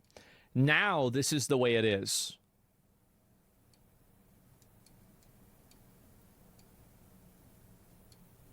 And then you go from here down to here. And so this is the seasonal patch model where you take the same 2 steps over and over and over. It used to be a staircase. Now it's a treadmill. You never actually move forward. You just tread water. And that's the reason why Classic WoW was so good. That's the reason why OSRS was so good and is so good. It's because if you stopped and you only had this much progression, you can come back 3 years later and you can continue moving forward. You see what I'm saying? That's the reason why I think a lot of these other games fail too. It's because it has engineered people into a mindset of learned helplessness, where it's like, I know it doesn't matter how hard I work. I'm never going to get far enough ahead to where the next patch won't just invalidate my efforts now. There's no reason to perfect my gear now because they're just going to release something that's going to just be better anyway. It doesn't even matter. That's what it is. Over the years, they're still a hell of a lot more healthier than a lot of the games that are already dead and buried at this point. Yeah. So, honestly, live service gold rush was the right terminology the entire time. These guys came in, they dug everything out, they hollowed out the ground, and they have nothing left to fill it with.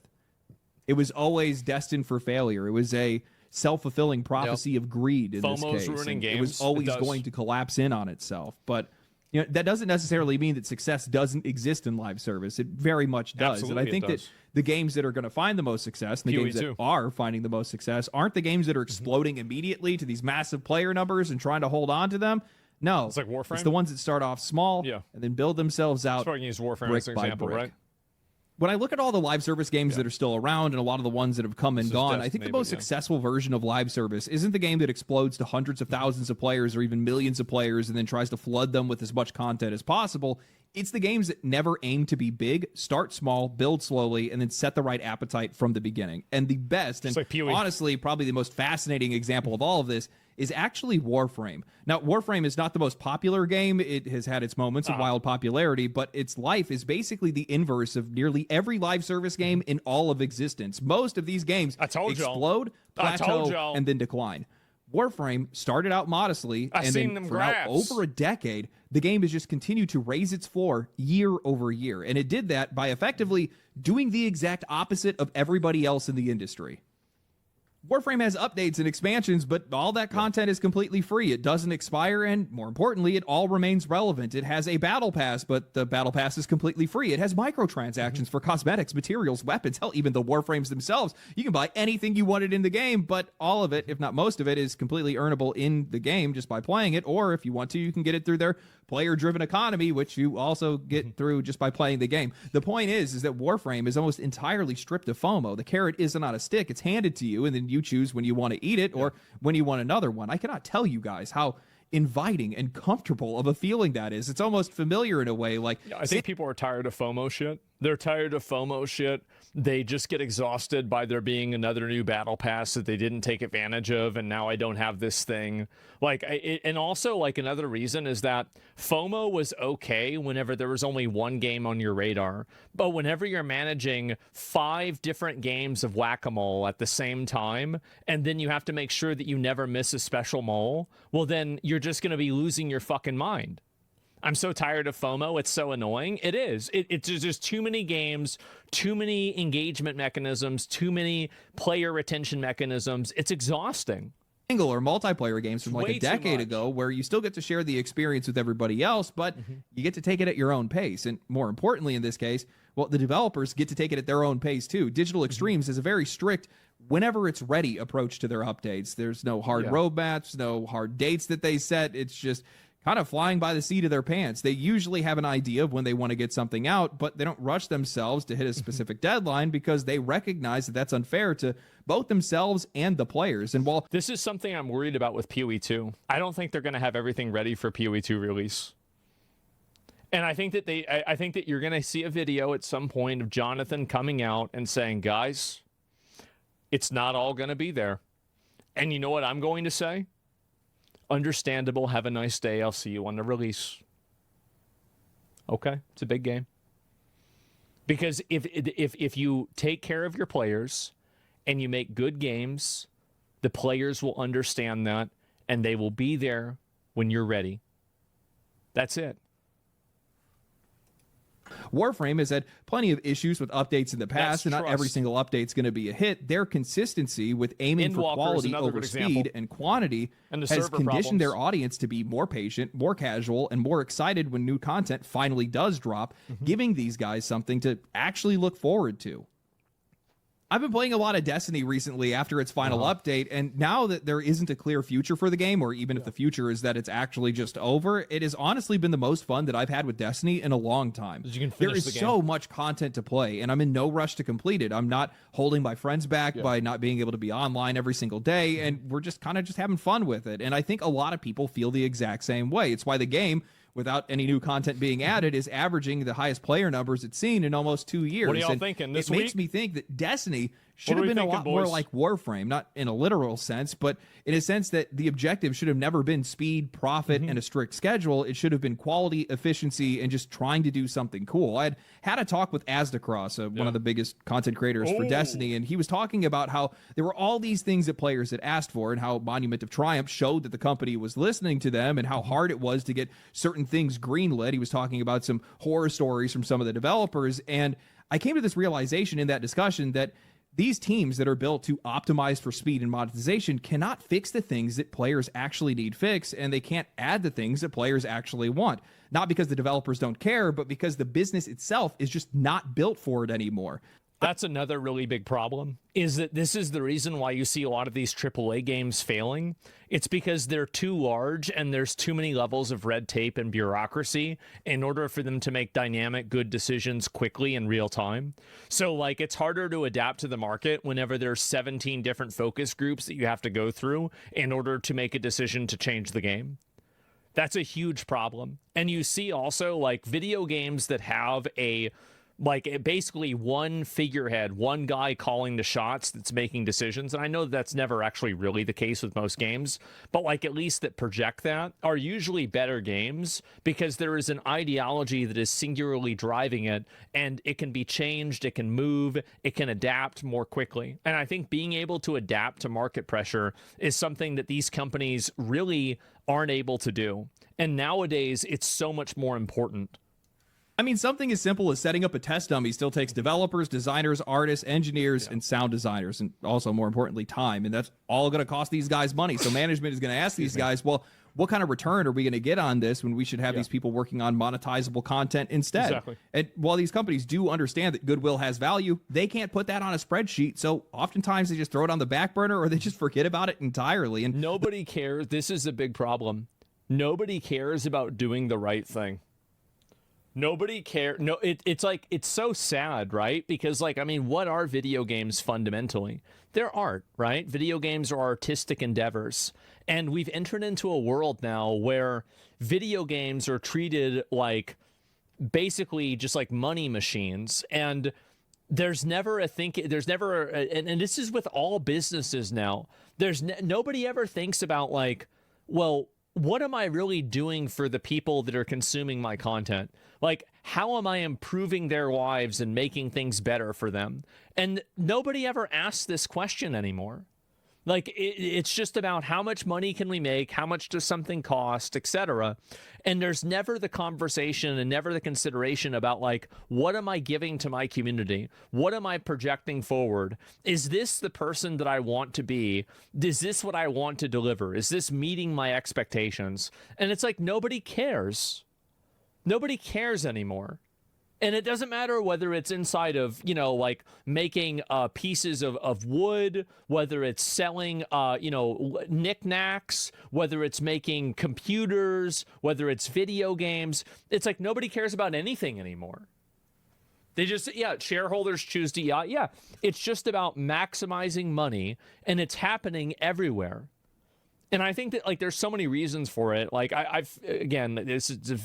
oh my God, I can't even get into it. But yes. The faster and more aggressive that these games get, well, the faster they fall apart because they no longer have the time to be able to support them properly, maintain their balance, and build things that people actually want to be able to make those players stay, which kind of brings us up to another issue. One of the reasons why these live service games won't slow down even though they need to is because, well, slowing down is antithetical to their own goals. They want player numbers to be as high and as static as possible. So they want to reach every single player they possibly can while also keeping them on that track forever. And they try to accomplish this. They try to accomplish both. And because they do that, well, it will never work. One of the biggest strengths of games like Warframe or Path of Exile is that they obviously want their games to be popular and they want to make revenue. They need revenue. They embrace the ebb and flow.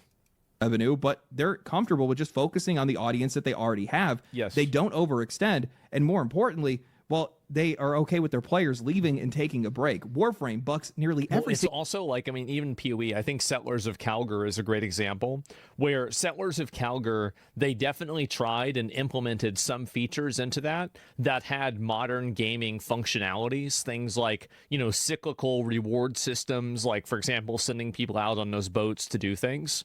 Like, that was a feature that they added in as a limited feature to see how players would react to it. And, you know, some of that got added in, some of it didn't. POW World as well. Yeah, POW, I can't wait for that game to come. Single modern trend out there. It is such a weird game, but they just fixate on their core audience and what their core audience wants. And while that naturally separates them from wider audiences, the people that do like the game absolutely love it. And that's where a lot of these recent live service games have been going. This is where Warcraft failed, is that in Burning Crusade, like, they were still making the game for people that liked World of Warcraft. In Wrath of the Lich King, they hit market saturation for people that wanted to play World of Warcraft. And so then they started making World of Warcraft into the game that other people wanted to play. And then after enough years of doing that, the original people that wanted to play World of Warcraft said, well, this game isn't for me anymore because you made it for people that don't want to play World of Warcraft. That's exactly what happened. Wrong. The same problem that we've talked about with single player games as well is that a lot of these guys go an ocean wide and an inch deep. They're afraid to just fully lean into one audience because, well, they don't want to lose another audience that they could have had, and maybe they want to get that audience later. Arc Raiders, I think, is probably like the best example of this. They ended up trapped between two audiences. On one side, they had the PvE crowd that honestly just wanted to cooperatively play with other players and be nice with everybody. And on the other hand, they had a hardcore PvP audience that just wanted to shoot on sight. And while they made matchmaking changes to try to appease both sides, ultimately, the game itself could never actually support both of those people or both of those kind of players long term because he's right. I mean, you can't have an environment where both of those groups of players are playing together. This is the reason why every PvP MMO dies. Like, or it at least enters like in a slow term entropy, right? It's because MMOs, like, people that play MMOs for PvP are generally people that are looking for unfair fights so they can kill noobs. So most people don't want to have that happen. So you have a regressive amount of players until the game dies. At a certain point, you kind of have to decide what this game is. When you build an update around trying to hold on to everyone and reach every single audience you possibly can instead of just leaning into the people who actually love what you made, you end up giving your game an identity crisis. And honestly, you make it impossible to support. I think Path of Exile probably has the best approach here. When I interviewed Jonathan Rogers, the head of Grinding Gear Games, he had said that every single time they do an update, it nearly gives the guy a heart attack. But he recognizes, and the whole team recognizes, that players need to take a break. These guys are completely fine with their game tanking for a couple of months. They're not scrambling to keep every single person in the game forever. They have a schedule. They're trying to push their updates when they can, but they're not going to lose their minds over every player who leaves for a few months. And because of that, they just focus on making better updates instead of faster ones. They're aiming not to keep every single player, but instead to aim to make an update that brings more people back to the game every single time. Right. And I think that's the right way to do things. This entire version of live service at the industry. And also, like, I even planned to skip leagues. Like, this league, I played a lot, and I'm, like, level 96. I have, like, pretty much, like, I don't have perfect gear or anything like that, but I have very good gear. I'm happy with my character, and I've accomplished almost everything that I wanted to accomplish in the game. So I completed all the challenges in the game, and I did all of that. And so I plan on, sometimes I just skip this league. I tell myself, this is the last big league I'm going to play on PoE 2 until the big release of the game. And that was my plan going into it. And that's normal. That's fine. That's healthy. Built around all these massive games that were holding on to these massive player counts forever just isn't sustainable. It's not sustainable for the players, and it's definitely not sustainable for the developers. And the wider the audience they try to reach, the more players they try to hold on to, the less these games actually end up being made for the people that are actually playing them, because, well, you just can't keep that many people forever without eventually breaking the game. So I don't think that live service is completely dead. I just think the version of live service that this industry has been chasing is actually dead.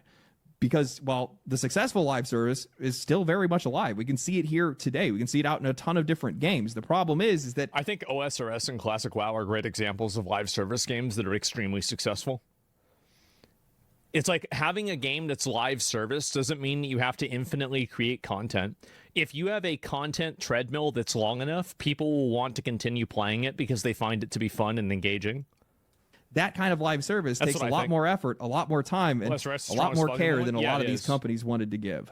It's doing really well. You know, to be honest, I didn't actually take any notice of this until more recently, when I had seen that, like, live service games, or more importantly, like first-person shooters, have just completely fallen out of, like, YouTube algorithms and, like, Twitch and stuff like that. Well, because they're dominated by sweats, and anybody that tries to play one of these games that isn't like an expert that's put like 10,000 hours into the game and does aim trainers, they're going to get beat by people that are, and they're going to get relegated to low ranks and not going to get any satisfaction out of playing the game.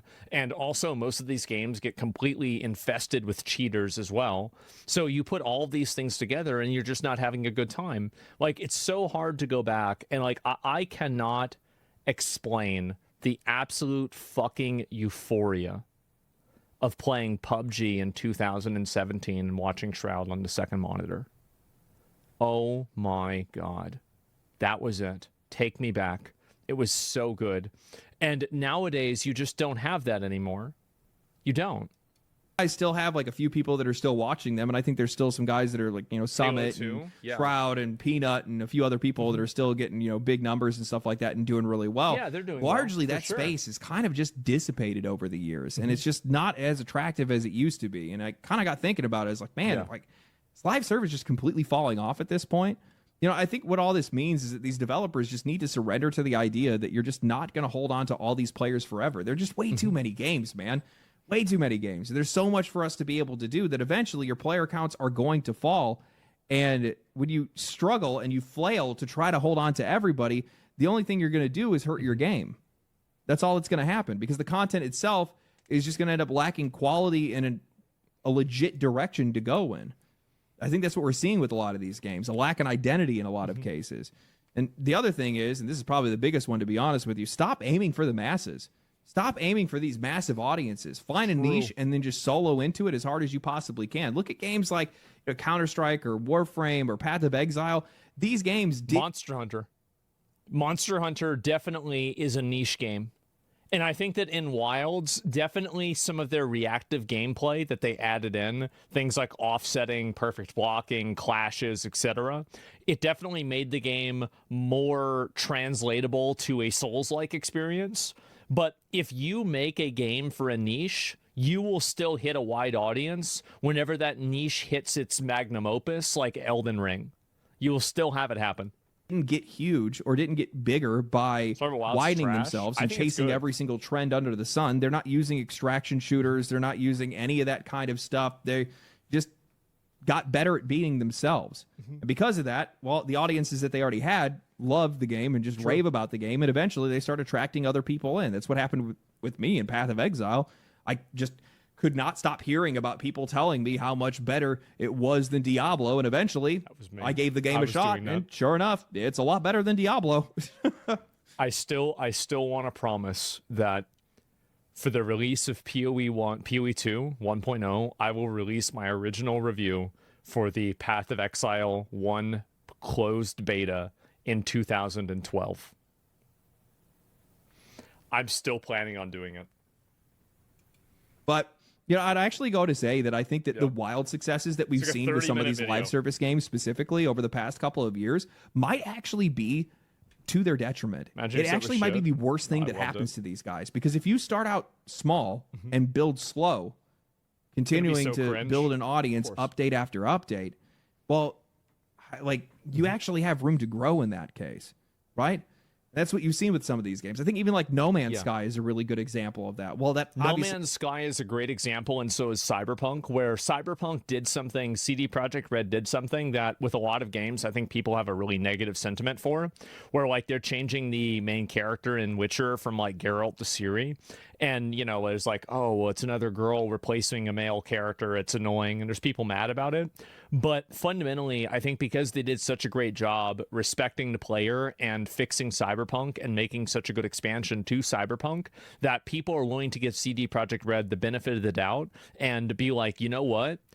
You've done us right before. We're ready to give you a chance again. And I think that No Man's Sky is another great example of that. I think you're going to see Light No Fire, which is their next game, that's going to be very successful, and people are going to be extremely open to playing it again, even though No Man's Sky was such a colossal failure on release. And the reason why is because they built up that consumer trust. They built up that, okay, you know what? We did it wrong, but we're going to dedicate years to fixing it, and now we're going to make something new. And you can guarantee now that these people are going to care about that too. Same as Crimson Desert. That's a great example. Like Pearl Abyss definitely earned my respect by the amount of different ways that they fixed. Like, think about it. Dude, people are complaining about storage. They just added storage in like 3 days. They said, oh, we don't have enough storage. They gave you more storage. They said, oh, well, this is a problem doing this. Okay, well, we're just going to change it. It was instantaneous. It was crazy. Has like a big comeback story at the exact same time. It took them longer, but they started off small, had a really dedicated core community, and then the game just continued to get bigger and bigger with each update, and how happy the fan base was, and et cetera. It just kind of spread like wildfire in that case. And I think you see that with a lot of these other games. But if you start at the top, stream, I did. Well, what's your next destination? It's definitely not going to be the top. You're going down. And then what ends up happening is you start seeing the dead game paradox kick in, where all of a sudden everybody else just starts leaving because they see other people that are leaving. Yes, that is the video game entropy. When people, like, I've noticed this a lot, like with, I'll read, like, I'll watch on Twitch, and I'll see, like, a video game, like, I looked at, you know, for example, Where Winds Meet, you know, we were playing that yesterday. I'm probably going to, like, I'll probably play that again tomorrow after I get all my stuff caught up. But, like, once people realize that a game isn't, like, the game anymore, then they just lose interest and nobody wants to play it anymore. And then once people aren't playing it anymore, then more people lose interest. Then whenever more people lose interest, then more people stop playing. And so it's this entropy cycle that it's almost impossible for a video game to get out of. So they don't want to waste their time. They don't want to invest their time in a game they think is probably going to die. So they just pack up their bags and move on to the next one. I think the picture of what live service or what live service success looks like is completely changed over the years. Or maybe it hasn't. Maybe it's always been the same, but these guys just try to build a completely different one. But this idea that they're going to make this game that's going to like instantly blow up and just churn out millions of dollars every single week, it's just not going to happen anymore. And the version that is successful is slow and steady. I think that's the way to win the race in this case, but that's not what these guys want because it's not nearly as attractive. You're definitely not going to be able to sell it to shareholders. And honestly, it's probably going to scare a lot of these guys off, which it's actually probably for the best. Yeah, it is for the best, because a lot of these companies that have gotten into investing in video games don't actually care about video games. They don't care about making a product. They don't care about people's enjoyment. They don't care about the process of developing something that you're proud of. They care about creating an asset that they can manage and capitalize on. And there's nothing wrong with doing that. But fundamentally, whenever you have an asset management company that is working at trying to improve a artistic passion project, you're going to have a huge dissonance problem there. Major problem. Anyway. Tell me what you guys think. What do you guys think? What state is your favorite live service game in? Is it doing good? Is it doing bad? Are you a part of one of these games that I mentioned today that are slowly but surely on the rise? I'm happy to be a part of many of their communities. I think they're absolutely fantastic. But anyway, thank you guys for watching the video. If you guys enjoyed the video, like the video, subscribe to the channel, share the video with your friends. Follow me on Twitch, follow me on Twitter, and I'll catch you guys in the next one. Stay cool, stay righteous, stay safe. Family. Completely agree. Honestly, like I feel like live service is crashing out, and it's because there are too many live service games inside of the ecosystem, and it's like, you know, think about like a prehistoric forest, right? How many brontosauruses can a prehistoric forest support? Only so many. How many gigantic sequoia trees can a prehistoric forest really support? Not that many. So really, you can't have all of these massive, gigantic, huge games when you just don't have that many people that have, you know, an audience for that. They don't really give a shit. And I don't think that's a bad thing either. It's definitely not a bad thing. That's just the way it is.